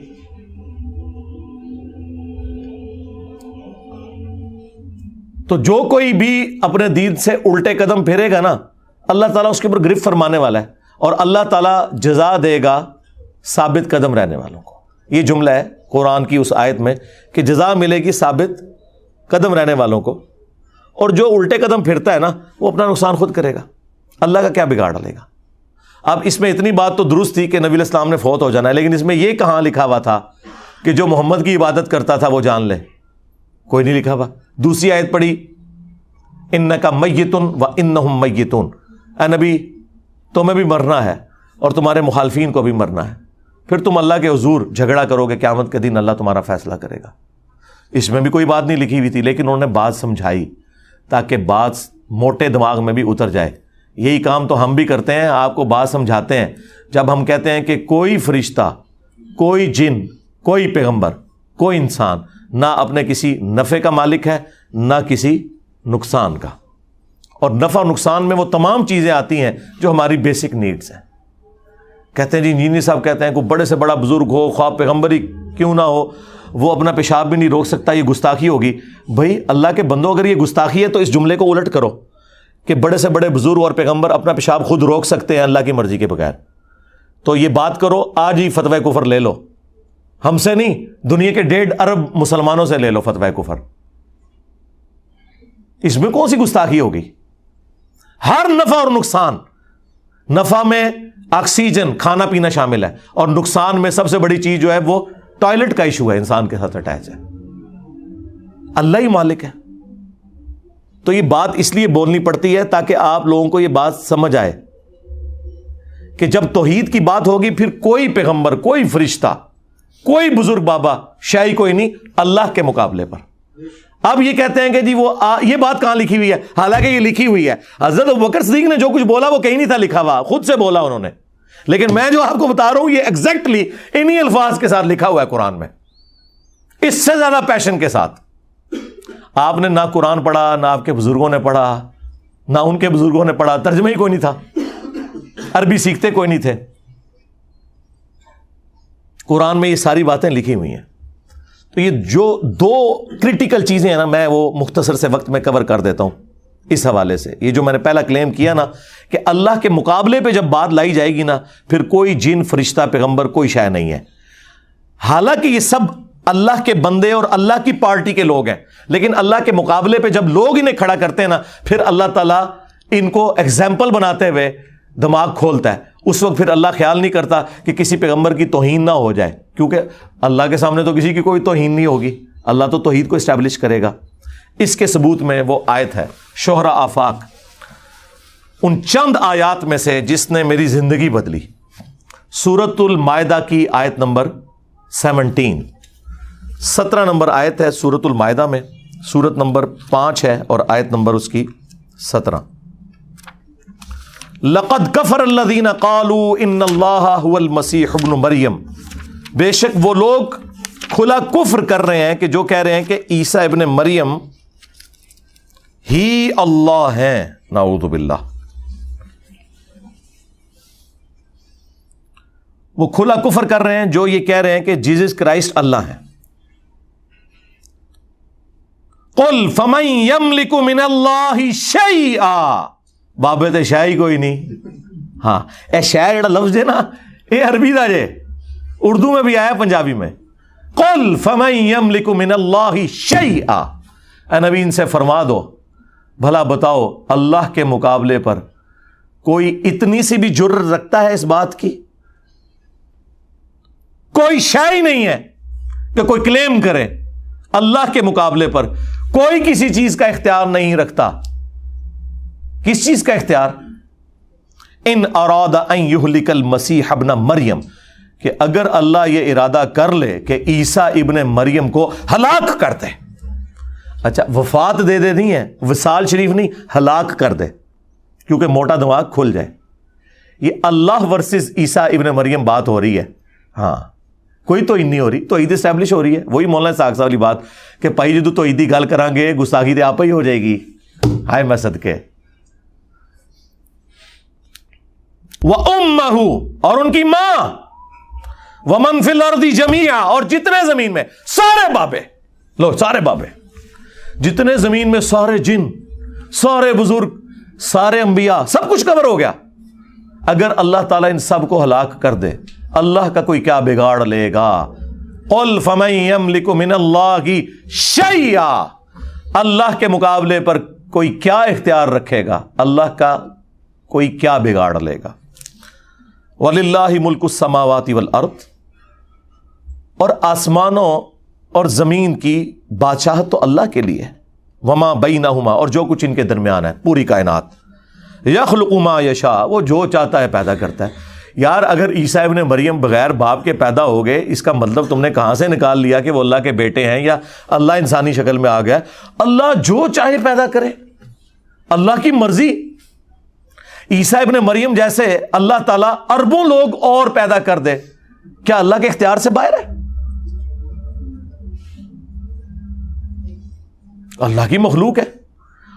اس سے بڑا ورژن اللہ نے پیدا کیا ہے، حضرت آدم علیہ السلام، جن کا باپ بھی کوئی نہیں تھا، ماں بھی کوئی نہیں تھی. جیزس کرائسٹ کی تو پھر بھی ماں تھی نا، اور پورا انہوں نے پریگنینسی کا پیریڈ بھی گزارا. لیکن حیران کن بات ہے کرسچنز جو ہے حضرت آدم کو اللہ کا بیٹا نہیں کہتے، اور ان سے جو چھوٹے ہیں اس سٹیٹس کے اعتبار سے، مرتبے کے اعتبار سے میں بات نہیں کر رہا، کہ جن کی ماں تو تھی انہیں اللہ کا بیٹا کہتے ہیں، جس کی نہ ماں نہ باپ اسے کہتے ہیں کہ جی وہ اللہ کا بندہ ہے. اور یہ پھکی اللہ نے قرآن میں دی ہے کہ اللہ کے نزدیک عیسیٰ ابن مریم کی مثال آدم کی سی ہے. آئے میں صدقے، میرا رب بھی جو ہے نا الزامی جواب دے کے اس باتوں کو سمجھاتا ہے. الحمدللہ. واللہ علی کل شیء قدیر، اور اللہ تعالیٰ ہر چیز پر قادر ہے. دیکھیں اللہ تعالیٰ ہمارا اگر اللہ عیسیٰ کو، ان کی ماں کو، سب کو ہلاک کر دے، اور سب میں پھر سارے ہی آگے، سارے جن، سارے فرشتے، سارے پیغمبر، سارے بزرگ، سارے باپے، تو کیا یہ ساروں کی توہین ہوگی ہے؟ نہیں. جب توحید اسٹیبلش ہوگی پھر بات اسی طریقے سے ہوگی. ہمارے نبی کے بارے میں بھی آیا ہے، قل ارائیتم ان اہلکنی اللہ ومن معی او رحمنا فمن یجیر الکافرین من عذاب علیم. نبی تم فرماؤ کہ بالفرض اگر اللہ، یہ بالفرض تو ہم احتراماً لگاتے ہیں ساتھ تاکہ یہ فتویٰ نہ لگائیں، وہاں نہیں بالفرض لکھا ہوا. کیوں اللہ تعالیٰ کو کیا ضرورت ہے کہ کسی کو کلیریفیکیشن دے کہ میرے جیسا ہے ہی کوئی نہیں اور انبیاء شاہی کوئی نہیں؟ اللہ کو یہ بات کہنے کے لیے کوئی کلٹسی میں جانے کی ضرورت ہے؟ اللہ تو ڈائریکٹ بات کر رہا ہے. اے نبی ان سے فرماؤ اگر اللہ مجھے ہلاک کر دے، ہلاک، اور میرے سارے ساتھیوں کو، تو ہمارا کوئی اختیار نہیں اللہ کے مقابلے پر. تو کافر کس زوم میں ہے کہ کافروں کو اللہ کے عذاب سے کوئی بچا سکتا ہے؟ کمال ہے. میں کہتا ہوں جی کس لیول پہ اتر کے باتوں کو سمجھایا جا رہا ہے. یہ ہے وہ چیز جو آج مسلم عوام کو بتانے کی ضرورت ہے کہ جب اللہ کے مقابلے پہ آپ کوئی چیز کھڑا کریں گے تو اس کو پھر توحید کو اسٹیبلش کرنے کے لیے آپ کو یہ بتانا پڑے گا کہ اللہ کے مقابلے پہ کوئی فرشتہ، کوئی پیغمبر، کوئی جن، کوئی انسان، کوئی شے نہیں ہے اللہ کے مقابلے پر. اور اس کو شیطانی توحید نہیں، رحمانی توحید کہیں گے. یہ تو وہ اگزامپل تھی جو مقابلے والی تھی کہ اللہ کے مقابلے پہ کھڑا کیا.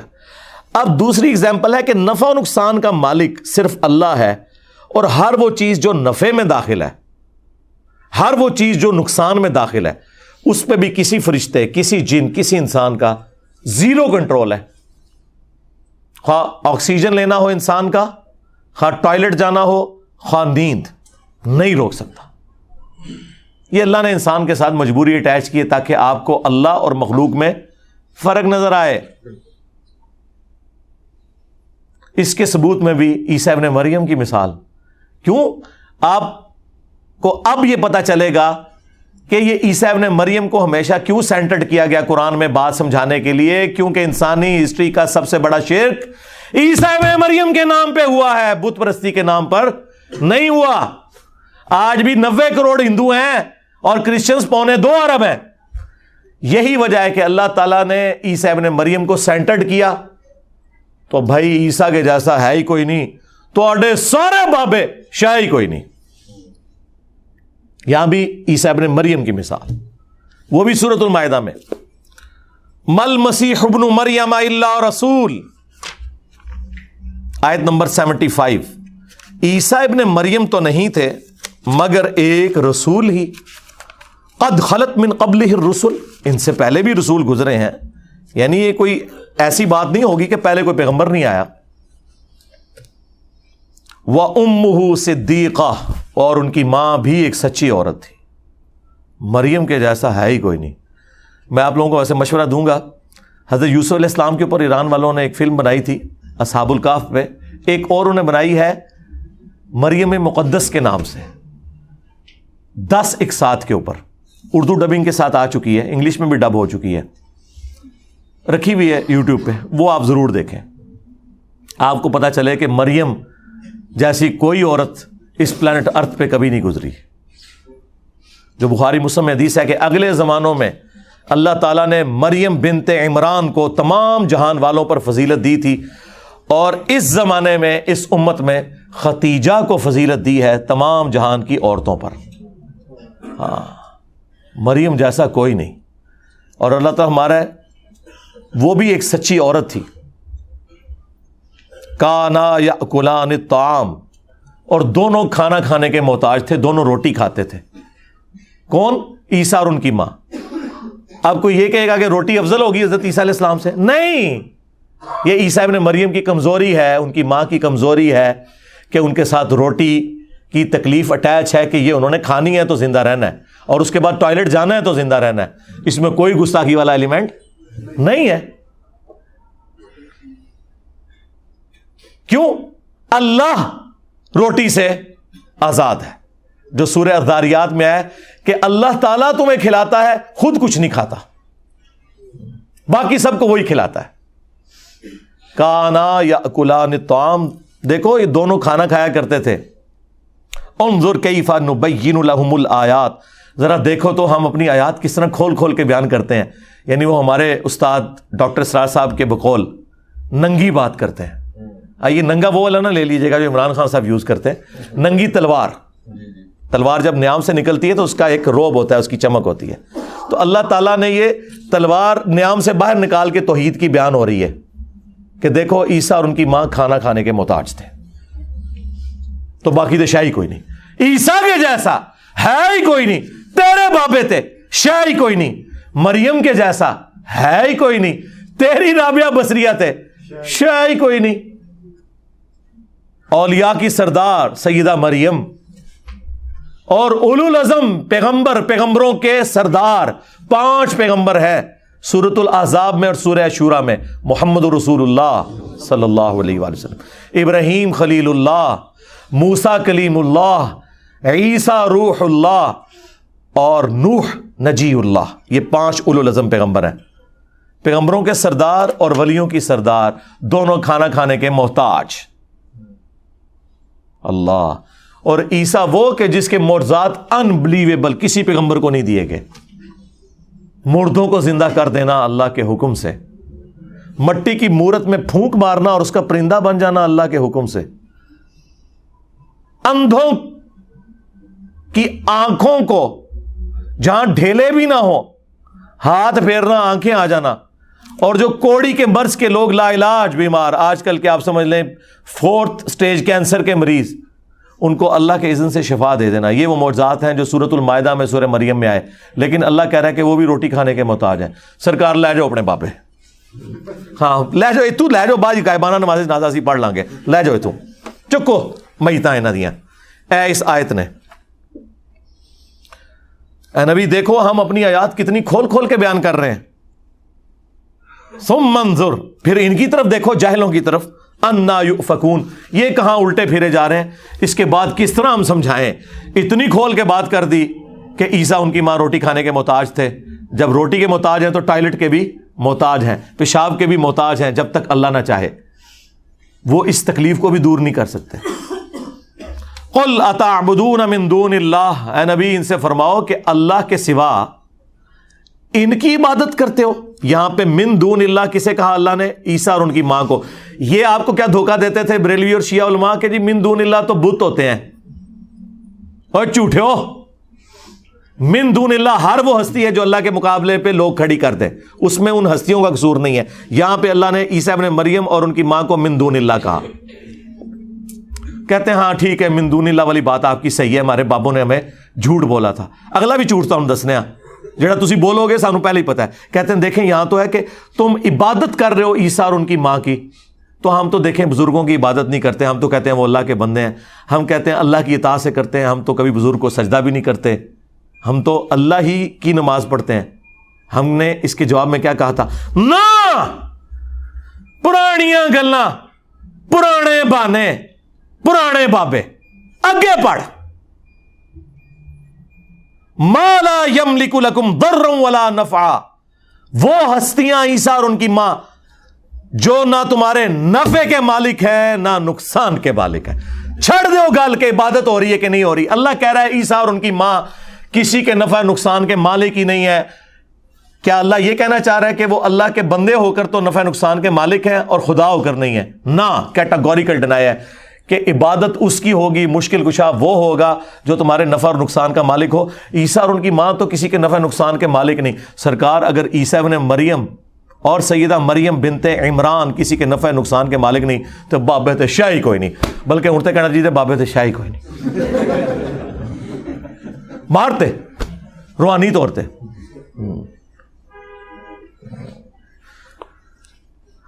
واللہ هو السمیع العلیم، اور اللہ ہی ہے سننے والا، علم والا. اوے جو ہر چیز کو سن سکے، ہر چیز کا علم رکھے، وہ صرف اللہ ہے. جب اللہ کی یہ کوالٹیز ہیں اور کسی اور کے پاس نہیں ہے کہ ہر وقت ہر چیز کو سننا اور علم میں رکھنا، تو کوئی اور اس طرح کا مشکل کشا ہو بھی نہیں سکتا، حاجت روا ہو بھی نہیں سکتا. تو عیسیٰ اور ان کی ماں کھانا کھانے کے محتاج. اللہ اکبر. اب عیسیٰ علیہ السلام سے بھی بڑی پرسنالٹی ہمارے محبوب علیہ السلام کی، ان کے بارے میں بھی سن لیں، پھر تو بابے ان دب دینا جا کے غیبانہ نماز جنازہ پڑھ دیں گے. سورۃ الاعراف کی آیت نمبر 188 جو میں کہتا ہوں قرآن کی سب سے سخت آیت ہے عقیدہ توحید کے حوالے سے. اور یہ آیت اگر آپ چوک میں اعلیٰ حضرت کا ترجمہ پڑھ کے بھی سنا دینا تو آپ کے اوپر 295 سی انہوں نے لگا دینی ہے. قل لا املک لنفسی نفعا ولا ضرا، وہی بات اے نبی تم خود فرما دو اپنی مبارک زبان سے کہ میں تو اپنی جان کے لیے بھی کسی نفع و نقصان کا مالک نہیں ہوں، باقی تو شاید چھڑ دو. الا ما شاء اللہ، ہاں جو اللہ میرے لیے فیصلہ کرے، اس نے فیصلہ کرنا ہے کہ مجھے کون سی نفع مند چیز پہنچے گی اور کون سی نقصان والی. اچھا بعض جاہل مولویوں نے نا الا ما شاء اللہ کو اس طرح ریلیٹ کیا کہ ہاں جو اللہ چاہتا ہے نا اتنا میں نفع نقصان کا مالک ہے ہوں. اندازہ کریں وہ بھی جھوٹ نکلا. یہ تو حضور اپنی بات کر رہے ہیں، آپ کے نفع نقصان کی تو بات پھر بھی نہیں ہو رہی. میں اپنی جان کے لیے بھی کسی نفع نقصان کا مالک نہیں مگر جو اللہ چاہے. تو یہ انہوں نے جو دھوکہ دیا وہ اسی آیت میں پکڑا گیا اگلی بات اللہ نے اور کھول کے بیان کر دی تاکہ موٹے دماغ والوں کو بھی سمجھ آ جائے. وَلَوْ كُنْتُ أَعْلَمُ الْغَيْبِ, اگر میں خود سے غائب کو جان لیتا, لَاسْتَكْثَرْتُ مِنَ الْخَيْرِ, تو میں خیر کثیر جمع کر لیتا. ہاں وہ غیب تو ہم مانتے ہیں جو اللہ تعالیٰ وحی کے ذریعے بتاتا ہے, جو وہ نہ مانے وہ تو کافر ہے, وہ تو نبی کی شان ہے. وَمَا كَانَ اللَّهُ لِيُطْلِعَكُمْ عَلَى الْغَيْبِ وَلَكِنَّ اللَّهَ يَجْتَبِي مِن رُّسُلِهِ مَن يَشَاءُ.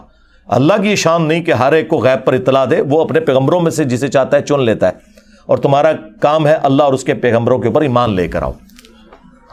لیکن اگر نبی علیہ السلام خود سے غیب جان لیتے کہ مستقبل میں کیا ہونے والا ہے, تو اے نبی تم فرما دو میں خیر کثیر جمع کر لیتا. ظاہر ہے جب آپ کو مستقبل کا حال پتہ چل جائے, آج کے دور میں سمجھنے کے لیے کہ ڈالر کی قیمت یا گولڈ کی اوپر جانے والی ہے, آپ دیکھیں اس ایک سال میں ڈبل ہو گیا گولڈ. مجھے اس لیے پتا ہے کہ مجھے اس دفعہ ڈبل زکات نکالنی پڑی ہے اسی گولڈ کی جو گولڈ اتنا ہی پڑا ہوا ہے, زکات ڈبل دینی پڑی ہے. کیوں؟ قیمت اوپر چلی گئی. تو اگر یہ بات اس وقت لوگوں کو پتا ہوتی تو لوگوں نے اپنے پلاٹ بھی بیچ کے نا گولڈ لے کے رکھ لینا تھا. پلاٹس اتنے اوپر نہیں گئے جتنا گولڈ گیا. وما مسنی السوء, خیر کثیر بھی جمع کر لیتا اور کبھی مجھے کوئی تکلیف نہ پہنچتی. یقیناً اگر کسی شخص کو یہ پتا چل جائے کہ آج اتنے بجے اگر یہ روڈ کراس کرے گا تو ایک ٹریلے کے نیچے آ کے مارا جائے گا, وہ اس دن نہیں پوری زندگی اس روڈ کو کبھی کراس نہیں کرے گا, دوسرے راستے سے جائے گا. لیکن ایسا نہیں ہوگا, کبھی بھی نہیں ہوگا. اللہ تعالیٰ نے اس طرح کا کبھی کسی کو اختیار دیا ہی نہیں ہے. جو دیا وہ غیبی خبر کے طور پر دیا اور وہ ٹال نہ کوئی سکا, وہ ویسے ہی ہوا. جیسے صحیح مسلم میں حدیث ہے, حضرت عمر کہتے ہیں نبی علیہ السلام نے غزوہ بدر سے ایک دن پہلے زمین پہ لکیریں کھینچی, کل یہاں ابو جہل کی لاش ہوگی, یہاں عتبہ کی, یہاں شیبہ کی, اور اللہ کی قسم انہی جگہوں پہ اگلے دن وہ لاشیں پڑی ہوئی تھی. یہ حضور کو اللہ تعالیٰ نے غیبی خبر دی, وہ ٹال نہیں سکتی تھی کبھی بھی. تو اے نبی تم فرما دو کہ اگر میں خود سے غیب جان لیتا تو میں خیر کثیر جمع کر لیتا اور نہ مجھے کوئی تکلیف پہنچتی. ان انا الا نذیر و بشیر, میں تو نہیں ہوں مگر ڈر سنانے والا اور خوشخبری سنانے والا. لقوم یؤمنون, ان کے لیے جو بات ماننا چاہیں ایمان لانا چاہیں. میرا سٹیٹس پیغمبروں والا ہے, میں کسی کے نفع نقصان کا مالک نہیں ہوں. اور نفع نقصان میں وہ ساری چیزیں ہیں, آکسیجن, کھانا پینا, ٹوائلٹ یعنی پیشاب, نیند, یہ تمام چیزیں. اگر رسول اللہ کا یہ سٹیٹس ہے سرکار تو بابے تو شاہی کوئی نہیں. ہاں کیونکہ میرے نبی سا ہے ہی کوئی نہیں, تیرے بابے تھے شاہی کوئی نہیں. اس لیے میں کھول کھول کر چیزیں بیان کرتا ہوں تاکہ کسی موٹے دماغ میں بھی کوئی کہیں کو کیڑا گھسا ہوا ہے نا, کسی شیطان نے گھسایا ہوا ہے, تو اسے سمجھ آ جائے. قرآن اور احادیث اپنی تعلیمات کے اندر اتنے واضح ہیں کہ اس میں شیطان کا کوئی دخل نہیں ہے. یہ مولوی ہے جو آپ کو آیات اور احادیث نہیں بتاتے بلکہ اپنے بزرگوں کی تعلیمات بتاتے ہیں, جس کی وجہ سے آپ ڈی ٹریک ہو جاتے ہیں. اور پھر جب ہم آپ کو سمجھاتے ہیں تو ان کی چیخیں نکلتی ہیں, کیونکہ انہیں پتہ چل جاتا ہے کہ آپ انجینئر صاحب جو بتا رہے ہیں نا, تو سب سے پہلے تو آ کے ہمارے گاٹے ہماری عوام نے فٹ ہونا ہے کہ جناب تسی کے سانو قرآن حدیث پڑھا دے رہے. ہمارے ایک بھائی گجرانوالا سے ریورٹ ہو گیا ہے, وہ پہلوان, کئی سال پہلے کی بات ہے. وہ کہتے ہیں میں ٹی ایل پی کا بہت سرکردہ رکن تھا اور اس حد تک کہ میں نے ڈی ایس پی کی ٹانگیں توڑ دی تھی میلاد کے جلوس کے ایشو میں. اب اتنا کٹر کوئی ہو اور اس کو میرا کلپ پہنچ جائے کہ بابے تو شاہی کوئی نہیں, کہتا منو بھی بڑا غصہ کہ جے اے انجینئر غلط کہہ رہا تھا انجینئر میں نہیں چھڈنا, تے جے صحیح کہہ رہا تھا میں اپنے بزرگ نہیں چھڈنے. اور وہی ہوا جب وہ بندے نے ساری گستاخانہ عبارتیں اور ساری چیزیں دیکھیں, اینڈ پہ کہتا ہے میں اپنے مولوی کے پاس چلا گیا. میں کہ مولوی صاحب تسی سانو بچپن تو نماز ہی غلط دسی ہے. اب مولوی کے دماغ میں نہیں تھا کہ وہ کیا بات کر رہا ہے. کہنے لگا نہیں نماز یہی ہے, سورہ فاتحہ پڑھنی ہے, سورہ اخلاص پڑھنی ہے, سبحان ربی العظیم پڑھنا ہے. انہیں کہا نہیں یہ گلا نہیں میں کر رہا, رفع الیدین دا پوچھ رہا, ہاں وچ پڑھنے دا نہیں, باہر نکل تھوڑی دیر پوسچرز. تو کہنے لگا مجھے ٹائم دیو. اچھا ہوں تھوڑی دیر پہلے تے تیری نماز سنو بتا ہوں ٹائم منگنا ہے, پھر ٹائم قیامت تک ہے. انہوں نے نہیں پھر دسیا کہ نماز کا طریقہ کتنے لکھا ہے. تو اس لیے پھر ان کو جب ان کی عوام ان کے گاٹے فٹ ہوتی ہے نا تو وہ پھر سارا غصہ میرے اوپر نکالتے ہیں. ظاہر ہے سارا پریشر میرے اوپر ہی آئے گا, اور الحمدللہ میں چاہتا بھی ہوں کہ میرے کسی اسٹوڈنٹ پہ کوئی پریشر نہ آئے. جنہیں غصہ کڑنا ہے, گالاں کڑنی ہے, منو کڈو. ہاں انہوں نے چھڈ دو, یہ اللہ دے بندے نے تواڈے پیچھے ہی نمازاں پڑھ رہے ہیں, آپ کو یہ چندے دے رہے ہیں, آندہ بھی انہوں نے ادھر ہی رہنا ہے. ہم نے کوئی اپنی چندہ بک نہیں بنائی, کوئی مسجد نہیں بنائی, کوئی مدرسہ نہیں بنایا, ٹھیک ہے, آپ کے ساتھ ہی ان کو اٹیچ رکھا ہے. صرف یہ ہے کہ انہوں نے اپنے عقائد جو ہے اس شخص کی تعلیمات کے مطابق کر لیے ہیں جس کی قبر مدینے میں ہے صلی اللہ علیہ وآلہ وسلم, جو ہمارے روحانی باپ ہے.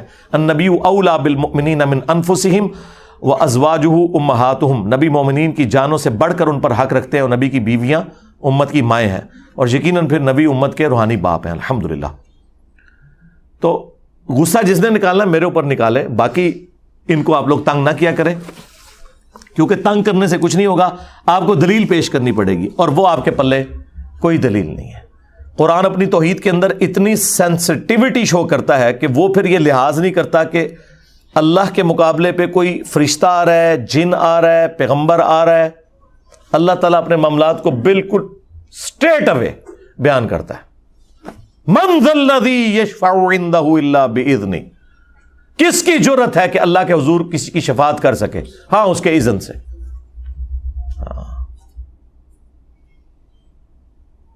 پھر سورہ نبا میں جو اللہ تعالیٰ نے فرمایا نا کہ رحمان کے حضور کوئی کلام بھی نہیں کر سکتا, ہاں مگر جس کو اللہ نے اذن دیا ہے وہ بھی اس کی اجازت سے ہی بولے گا, ورنہ بولنے کا بھی اختیار نہیں ہے.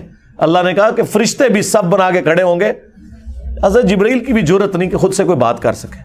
یار اللہ کے سامنے کو کسی کی سفارش کر سکتا ہے؟ دنیا میں سفارش یہ ہوتی ہے کہ اے بندے نو چھاڑ دو, غلط پھڑ لے جائے, منو پتا ہے بڑا شریف بندہ ہے. اللہ نو کون کہے کہ یا اللہ جی غلط پھڑ لے جائے, میرے کہنے تے چھاڑ دو. ہائے ہائے ہائے ہائے, یہ ہو سکتا ہے؟ اس لیے پھر اللہ کو پوچھنا پڑتا ہے کہ یا اللہ بندہ صحیح پڑھے ہے, منو اجازت دے کہ میں اس کے لیے تیرے حضور دعا کروں, کیونکہ یہ تو کوئی نہیں کہہ سکتا کہ غلطی نہ پڑھ لے تیرے فرشتہ نے. اس لیے شفاعت بالاذن ہے, ڈھونس کے ساتھ, وجاہت کے ساتھ, زبردستی کے ساتھ ہے ہی نہیں ہے. اللہ تعالیٰ سورہ آل عمران میں فرماتا ہے کہ کبھی ایسا نہیں ہوا کہ ہم کسی پیغمبر کو نبوت دے کر, حکمت دے کر, پیغمبری دے کر مبعوث کریں اور وہ لوگوں سے یہ کہنا شروع کر دے کہ لوگوں میری عبادت کرنا شروع کر دو اللہ کے مقابلے پر. ہوئے ہوئے ہوئے, وہ تو ہمیشہ یہی کہے گا کونو ربانیین, اللہ والے بن جاؤ, بابوں والے نہ بنو. بسبب اس کے کہ تم کتابوں کی تعلیم دیتے ہو, اس کی تدریس کا کام کرتے ہو, سنتے اور سناتے ہو. وہ تمہیں کبھی حکم نہیں دیں گے کوئی بھی پیغمبر کہ تم اللہ کے مقابلے پر فرشتوں کو اور پیغمبروں کو اپنا رب مان لو.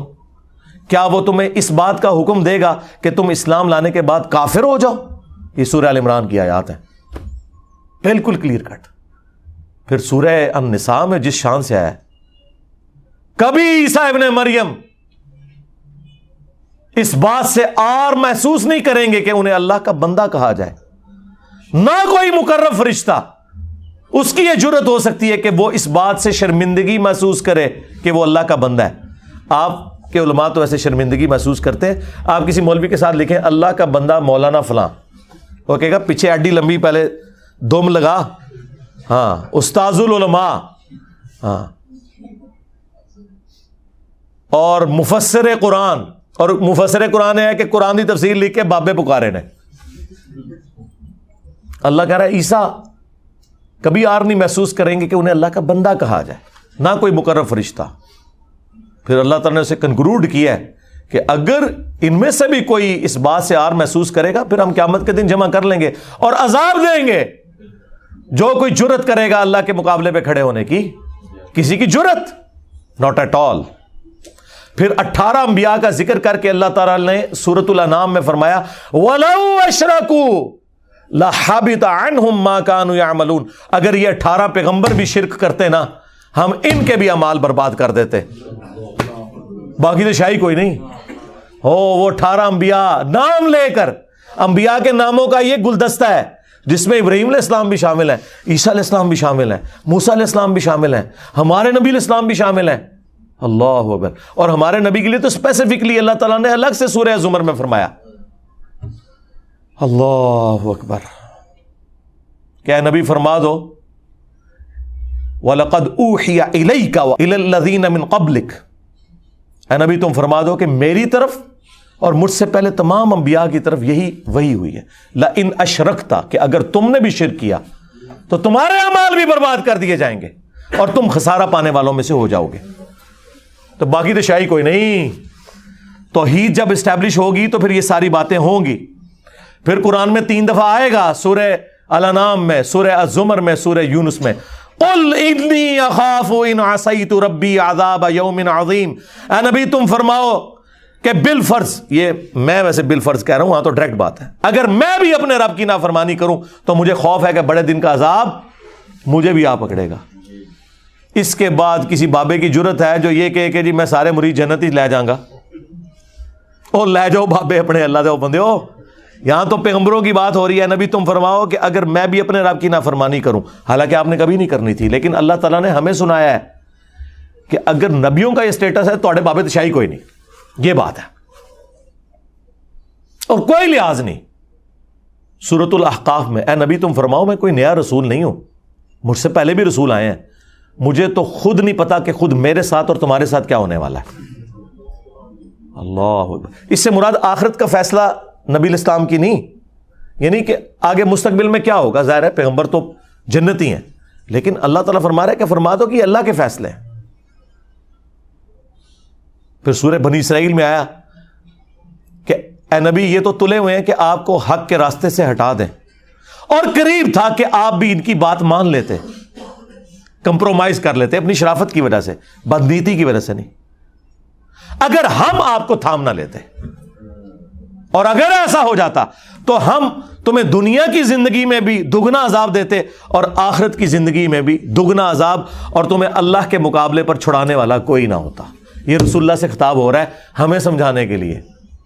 پھر سورۃ الحاقہ میں اتنی سخت آیات ہیں کہ اگر یہ نبی کوئی اپنی طرف سے بات منسوب کر دیں ہماری طرف جو ہم نے وہی نہیں کی، ہم ان کا دایاں ہاتھ پکڑ کے ان کی رگے جاں کاٹ دیں، اور تم میں سے کوئی ایک بھی ایسا نہ ہو جو ان کو بچا سکے ہم سے.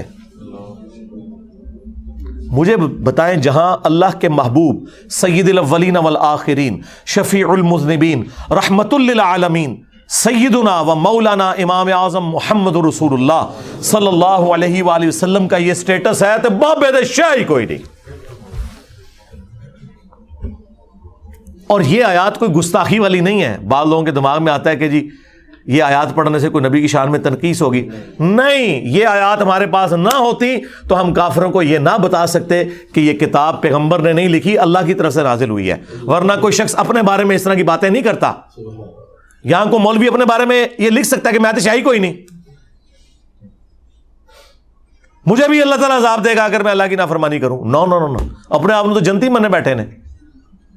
اس لیے سلمان رشدی کی جو کتاب تھی سٹینک ورسز، اس کا میں نے پوسٹ مارٹم کیا تھا، باقیوں نے صرف گالیاں دی ہیں، میں نے پورا پوسٹ مارٹم کیا ہے، اس کی کتاب کے اعتراضات کا جواب دیا ہے، وہ ویڈیو میری دیکھیں. اس میں نے یہ آیات کوٹ کی تھی کہ یہ اس بات کی دلیل ہے کہ نبی اپنے خواہش نفس سے کچھ نہیں کہتے. اس کتاب میں آیات کبھی نہ ہوتی، آتھر اپنے بارے میں تو اس لیول پہ اتر کے کبھی نہیں یار بات کرتا اس طریقے سے جہاں پہ یہ شائبہ ہو جائے کہ لوگ جو ہے وہ اس کی گستاخی نہ کرنا شروع کر دیں، کبھی نہیں کریں گے. پیغمبر کے پیچھے اللہ کھڑا ہے. یہ ہے میرے بھائیوں رحمانی توحید، جس توحید کے اندر اللہ کے مقابلے پر کوئی جن، کوئی فرشتہ، کوئی پیغمبر، کوئی شے نہیں. جب لوگ اسے کھڑا کریں وہ خود تو نہیں کھڑے ہوتے. اور دوسرا، کوئی جن، کوئی فرشتہ، کوئی پیغمبر، کوئی بابا اپنے کسی نہ نفع کا مالک ہے، خواہ وہ نفع روٹی کھانے کی شکل میں ہو، خواہ کسی اور شکل میں، اور نہ نقصان کا مالک ہے، خواہ وہ نقصان جو ہے وہ پیشاب بند ہونے کی صورت میں ہو، ٹوائلٹ کے ایشوز ہوں یا نیند کا ایشو ہو. یہ تمام کی تمام کمزوریاں ہر انسان کے ساتھ اللہ نے اٹیچ کی ہیں، پیغمبر سے لے کر عام انسان تک، اور ان تمام چیزوں کا مالک اللہ ہے. اور اگر کوئی سمجھتا ہے کہ اللہ کے مقابلے پر یہ لوگ ان تمام چیزوں کے مالک خود ہیں تو وہ کافر ہے. سیدھی سی بات ہے. قرآن و سنت کی تعلیمات بالکل سپورٹ نہیں کرتی اس طرح کی شیطانی توحید کو جو یہ لوگ بیان کر رہے ہیں. رحمانی توحید وہ ہے جو اللہ کے پیغمبر بتائیں گے، اور شیطانی توحید وہ ہے جو یہ بابے بتاتے ہیں. اور قرآن و سنت کی تعلیمات کے منہ میں اپنا لقمہ ڈالنے کی کوشش کرتے ہیں. ویسے یہ بھی ہم احتیاطاً کہتے ہیں انہوں نے قرآن و سنت کبھی بیان ہی نہیں کیا, لقمہ کیا ڈالنا ہے انہوں نے, سیدھی سی بات ہے. آیت کوئی اور پڑھتے ہیں اور رزلٹ کوئی اور نکال رہے ہوتے ہیں, قریب بھی کوئی رزلٹ نہیں ہوتا. ان بیچاروں کا کیا لینا دینا قرآن و سنت کی تعلیمات کے ساتھ. اینڈ پہ میں اس کو کنکلوڈ کرنے کے لیے ایک حدیث بیان کروں اور اس کے کانٹیکسٹ میں تھوڑی سی گفتگو, تاکہ یہ ٹاپک کنکلوڈ بھی ہو جائے, کیونکہ یہ تو فیوریٹ ٹاپک ہے, یہ ختم ہی نہیں ہوگا. جب تک اس پہ بات کرتے چلے جائیں کوئی نہ کوئی بات ذہن میں آ جائے گی. ان ساری چیزوں کے جواب میں اینڈ پہ ان کے پاس آرگومنٹ صرف یہ ہے کہ یہ اگلے لوگوں کی کہانیاں ہیں جو آپ بیان کر رہے ہیں. آپ حیران ہوں گے کہ یہ کیسے ہو سکتا ہے. جی مسلمان بھی یہی کہتا ہے, جب آپ کو کہتا ہے یہ آیات جو ہیں بتوں کے بارے میں نے تو انبیاء کے بارے میں بتا دی, اب یہ بھاگ نہیں سکتے. جب یہ کہتے تھے یہ من دون اللہ جو ہیں وہ بت ہیں, میں نے بتایا انبیاء کو بھی من دون اللہ کہا گیا. اگر اللہ کے مقابلے پہ کوئی کھڑا کر دے, انبیاء کا کوئی قصور نہیں ہے, قصور کھڑا کرنے والوں کا ہے. تو الٹیمیٹلی ان کے پاس آخری بہانہ یہ کہ اگلے لوگوں کی کہانی ہے, جس طرح کافر کہتے تھے. اب آپ سوچیں گے مسلمان یہ کیسے کہہ سکتا ہے؟ کہتا ہے مسلمان جب یہ کہتا ہے کہ ایتے کافروں کے بارے آیتہ نازل ہوئی ہیں, ایتے یہود و نصارہ کی بات ہو رہی ہے, تو یہی کہہ رہے ہیں نا آپ کو کہ اگلے لوگوں کی کہانی ہے, یہ ہمارے اوپر نہ اپلائی کرو قرآن و سنت کو. اور کیا مطلب ہے اس کا؟ تو اس کلمہ کو کافر سے, اس کلمہ کو غدار سے پوچھو قرآن اس لیے نازل ہوا تھا کہ تم لوگ یہ بکواس کرو کہ یہ اگلے لوگوں سے متعلق چیزیں ہمارے سے متعلق چیزیں ہی نہیں ہیں. اور لعنتی ہو, یہ لعنتی ہو تو بہت چھوٹا لفظ ہے, یہ کافر ہیں جو یہ بات کلیم کر رہے ہیں کہ یہ اگلے لوگوں کی کہانی ہے. اور بھائی سورۃ البقرہ اللہ نے شروع میں اس لیے رکھی کہ پتہ چلے کہ جب امتیں بگڑتی ہیں نا تو یہ سٹیپس طے کرتی ہیں. اس کا قطعاً یہ مقصد نہیں تھا کہ یہ امت وہ سٹیپ طے نہیں کرے گی. اب آپ سوچ رہے ہوں گے اس کے ثبوت میں, جی ثبوت میں بخاری مسلم میں حدیث ہے, تم بھی اگلے لوگوں کے پیچھے چل پڑو گے قدم با قدم, بالشت بر بالشت, حتیٰ کہ ان میں سے کوئی گوہ کے سوراخ میں بھی داخل ہوا تم بھی وہی کام کرو گے. صحابہ کرام نے پوچھا یہ اگلے لوگوں سے مراد کیا یہود و نصارہ ہیں؟ آپ نے فرمایا اگر وہ مراد نہیں تو اور کون سے لوگ مراد ہیں؟ تو نبی علیہ السلام ہمیں خود بتا کے گئے ہیں کہ یہود و نصارہ کی تمام خرابیاں من و عن اس امت میں بھی آئیں گی. شکل مختلف ہوگی لیکن انٹینسٹی وہی ہوگی. انہوں نے کہا اللہ کا بیٹا, انہوں نے کہا نور من نور اللہ. دیکھیں, اور وہ کہتے ہیں وچو نکلے ہیں. ہاں پھر وہ ایگزامپل دیتے ہیں, ایسے ہاتھوں کے اشارے بھی کرتے ہیں. اب انہیں کیا پتا کہ قرآن میں تو اللہ تعالیٰ نے فرمایا ہے قریب ہے آسمان پھٹ پڑے, زمین شک ہو جائے اور پہاڑ ریزہ ریزہ ہو جائے, ان دعوا للرحمن ولدا, کہ یہ رحمان کے لیے بیٹا تجویز کرتے ہیں. اگر زمین و آسمان اور پہاڑوں کے احساسات ہوتے تو ان پہ پھٹ پڑتے کہ اتنی بڑی گالی دے رہے ہو اللہ کو. انہوں نے وہ گالی ذرا مہذب انداز میں دے دی, جس طرح میں آؤٹ آف ویڈ لاک لفظ یوز کرتا ہوں, حالانکہ اسے میں اردو میں یا پنجابی میں بولوں تو وہ بڑا سخت لفظ ہے. آؤٹ آف ویڈ لاک, شادی کے بغیر پیدا ہونے والا. تو کام تو یہی کر رہے ہیں کہ یہ الفاظ مختلف استعمال کرتے ہیں, کام انہوں نے وہی ڈالا ہوا ہے, وہی خرابی ان کے اندر موجود ہے. تو نبی علیہ السلام نے فرمایا کہ تمہارے اندر وہی خرابیاں آ جائیں گی. اچھا, وہی ڈاکٹر اشرف آصف جلالی صاحب جو توحید کے نام پر توحید کے خلاف حملہ کرنے کے لیے کانفرنسز کرتے ہیں, توحید کانفرنس کے نام پہ, یہ حدیث ان کی موت ہے بخاری مسلم کی. ان کے پاس کوئی چارہ نہیں تھا, انہوں نے کہا کہ اس سے مراد یہ ہے کہ یہود و نصارہ کا فیشن جو ہے نا میری امت میں آ جائے گا. یعنی اگر وہ پینٹ شرٹ پہنیں گے تو یہ بھی پینٹ شرٹ پہنیں گے, اور سارا ان کا فیشن پینٹ شرٹ میں گھس گیا. انہوں نے جو 76 موبائل مریدوں کے پیسوں کے اٹھائے ہوئے اتنے لمبے لمبے اسمارٹ فون, وہ نہیں آتے. جو دہشت گرد قسم کے پیچھے باڈی گارڈ رکھے ہوئے ہیں, ان کے ہاتھ میں جو اجمیر شریف کی بنی ہوئی کلاشن کوف ہے, ہاں, اور بغداد شریف کی بنی ہوئی وہ پراڈو جس میں یہ بیٹھے ہوئے ہیں, یا بغداد شریف کے بزرگوں کی بنائی ہوئی, ہاں, وہ بھی تو گوروں کی ہے, وہ نہیں نظر آتی ان کو. کہتے ہیں یہود و نصارہ کا فیشن آ جائے گا. ہم نے اس کے جواب میں کہا تھا نہ, پرانیاں گلاں पुराने बहाने, पुराने बाबे ले जाओ इथों। इसका शान नुजूल, शान इरशाद जामिया तिरमिज़ी में मौजूद है। हमारे नबी ने खुद हमें क्लियर कर दिया है कि मैं अपनी उम्मत को डरा रहा हूं कि यहूद और नसारा के फासिद अकायद भी मेरी उम्मत में आएंगे, तुमने इनसे बचना है। जामिया तिरमिज़ी में वो हदीस मौजूद, मिशकात में भी मौजूद। और सूरतुल अराफ की आयत नंबर 138 के कॉन्टेक्स्ट में मुफस्सिरीन उस हदीस को लेते हैं कि गज़वा हुनैन के मौका पर नबी इस्लाम अपने सहाबा के साथ एक जगह से गुजरे। एक दरख्त था जिसे ज़ाते अनवात कहा जाता था। वहां मुशरिकीन अरब अपना असला लटकाते थे, टच करते थे, और उनका यह अकीदा था कि जब हम थोड़ी देर के लिए अपनी तलवार यहां लटका देंगे ना, तो इसकी बरकत से हमें जंग में फतह होगी।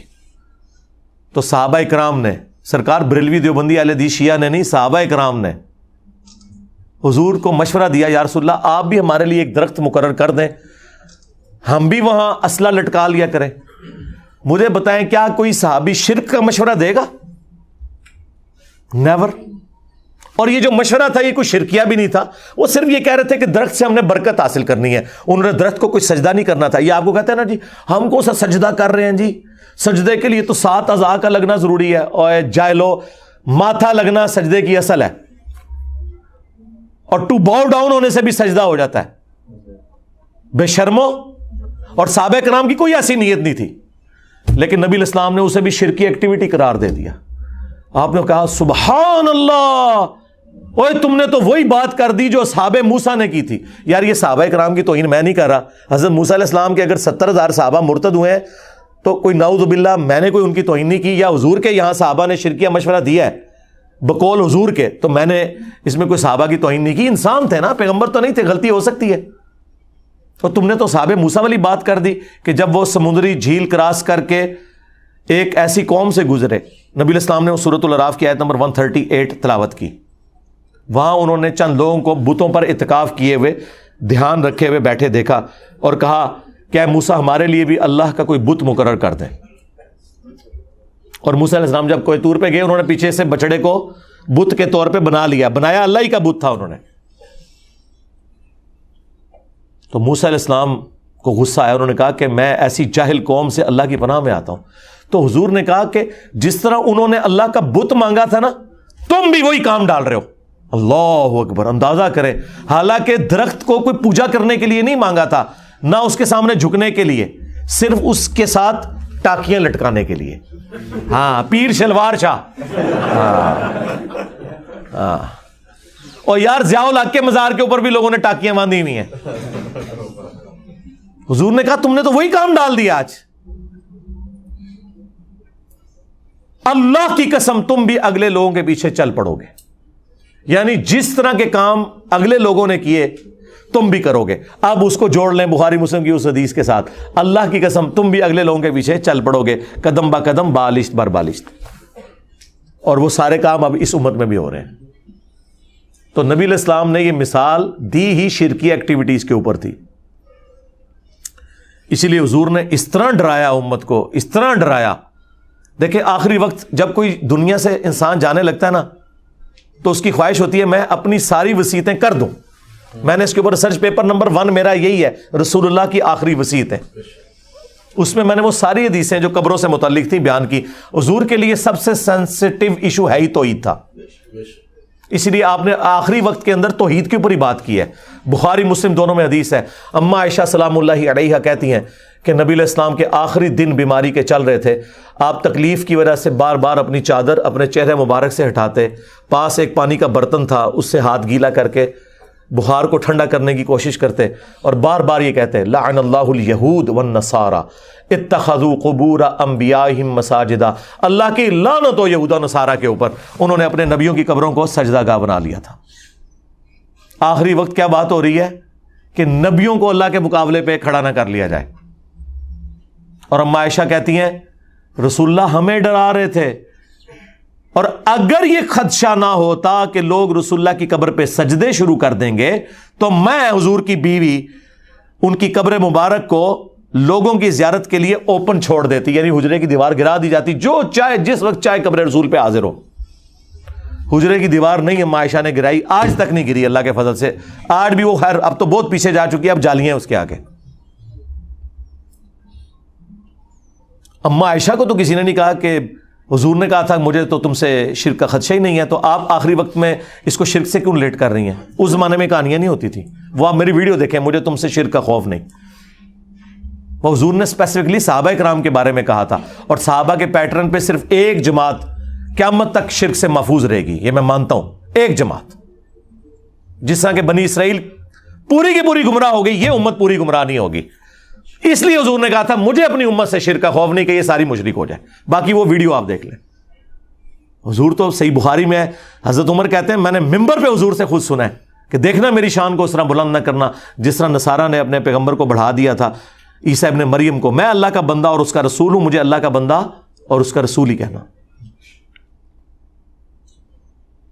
اور پھر ایک اور حدیث بخاری مسلم دونوں میں، حضور کے بیماری کے دن آخری چل رہے ہیں، حضور کی 3 بیویاں حضور کے پاس بیٹھی ہوئی ہیں. ظاہر ہے سب سے ایک کلوز رشتہ اس حوالے سے.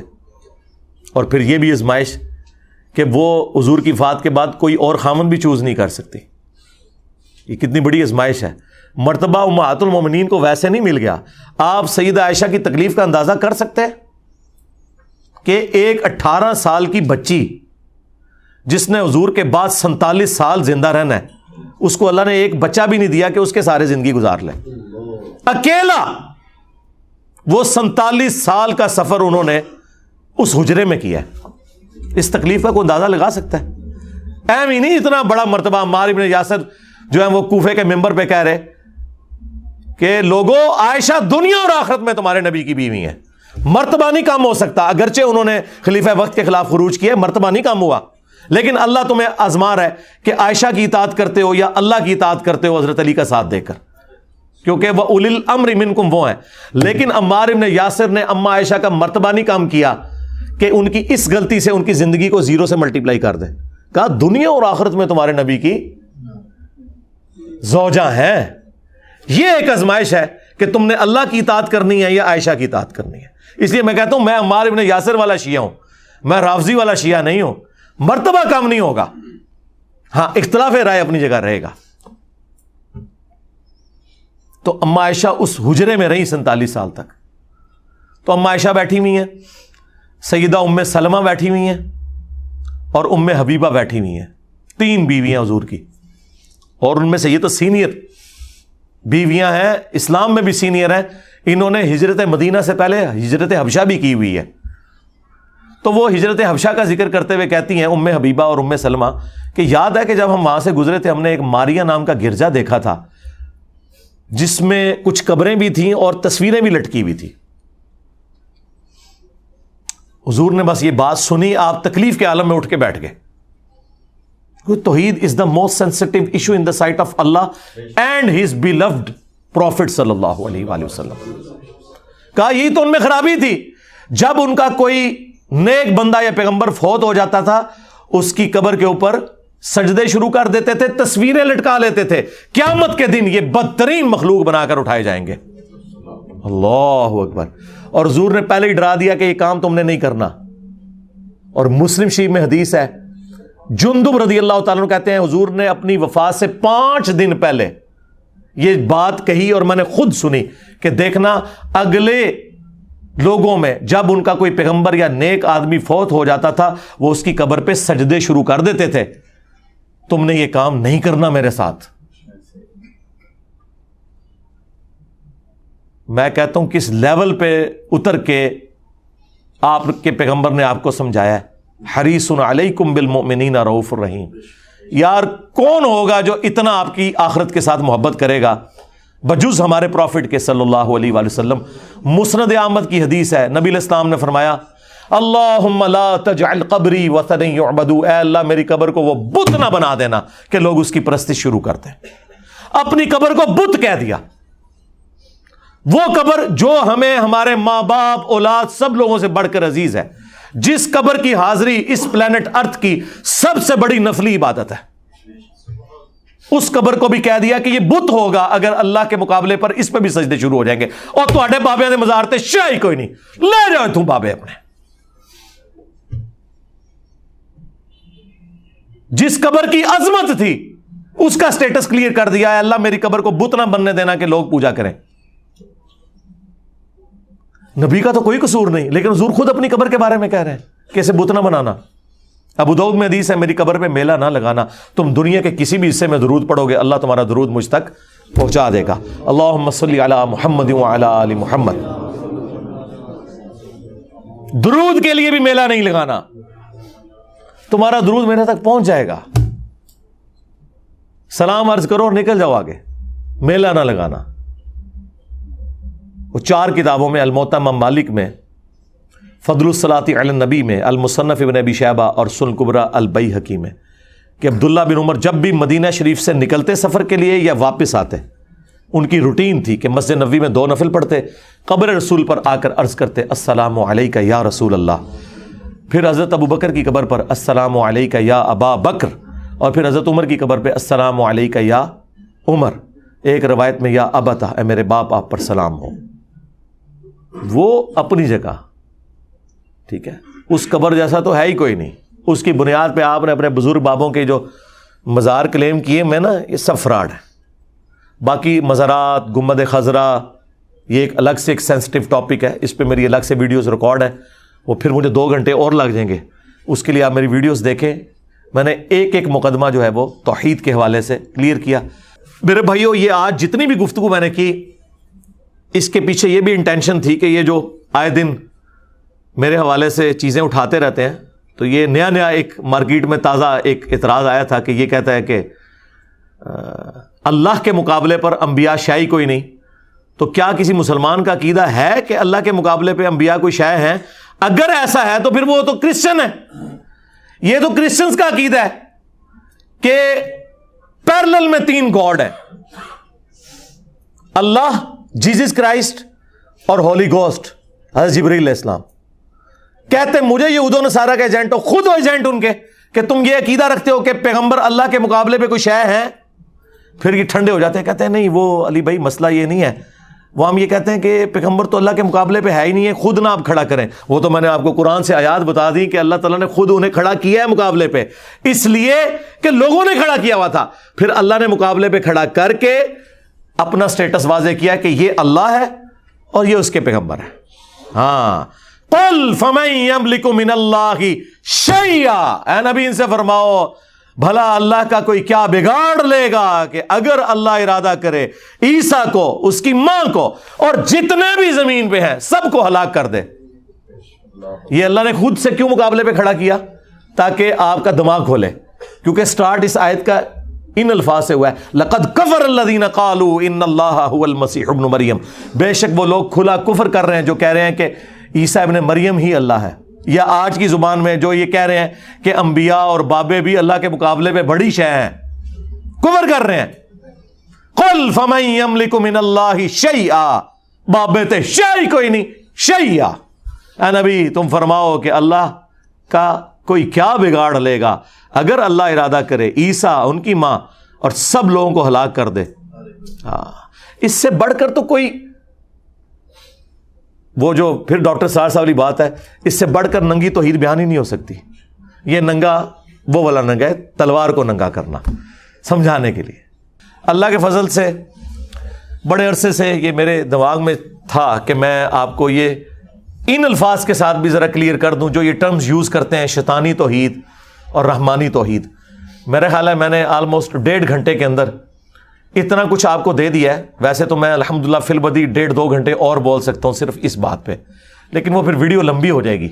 میرے خیال ہے اتنی ویڈیو کافی ہے ان لوگوں کے لیے جو حق کا راستہ اختیار کرنا چاہیں اور پیغمبروں کی توحید جو کہ رحمانی توحید ہے اسے اڈاپٹ کرنا چاہیں، اور بابوں کی بتائی ہوئی جعلی توحید جو کہ شیطانی توحید ہے اس سے جان چھڑانا چاہیں، اور اپنی نسبت کو اس شخص کے ساتھ مضبوط کرنا چاہیں جس کی قبر مدینے میں ہے۔ صلو علی محمد وعلی آل محمد، اللہم صلی علی محمد وعلی آل محمد واصحاب محمد وازواج محمد وامت محمد اجمعین الی یوم الدین، آمین۔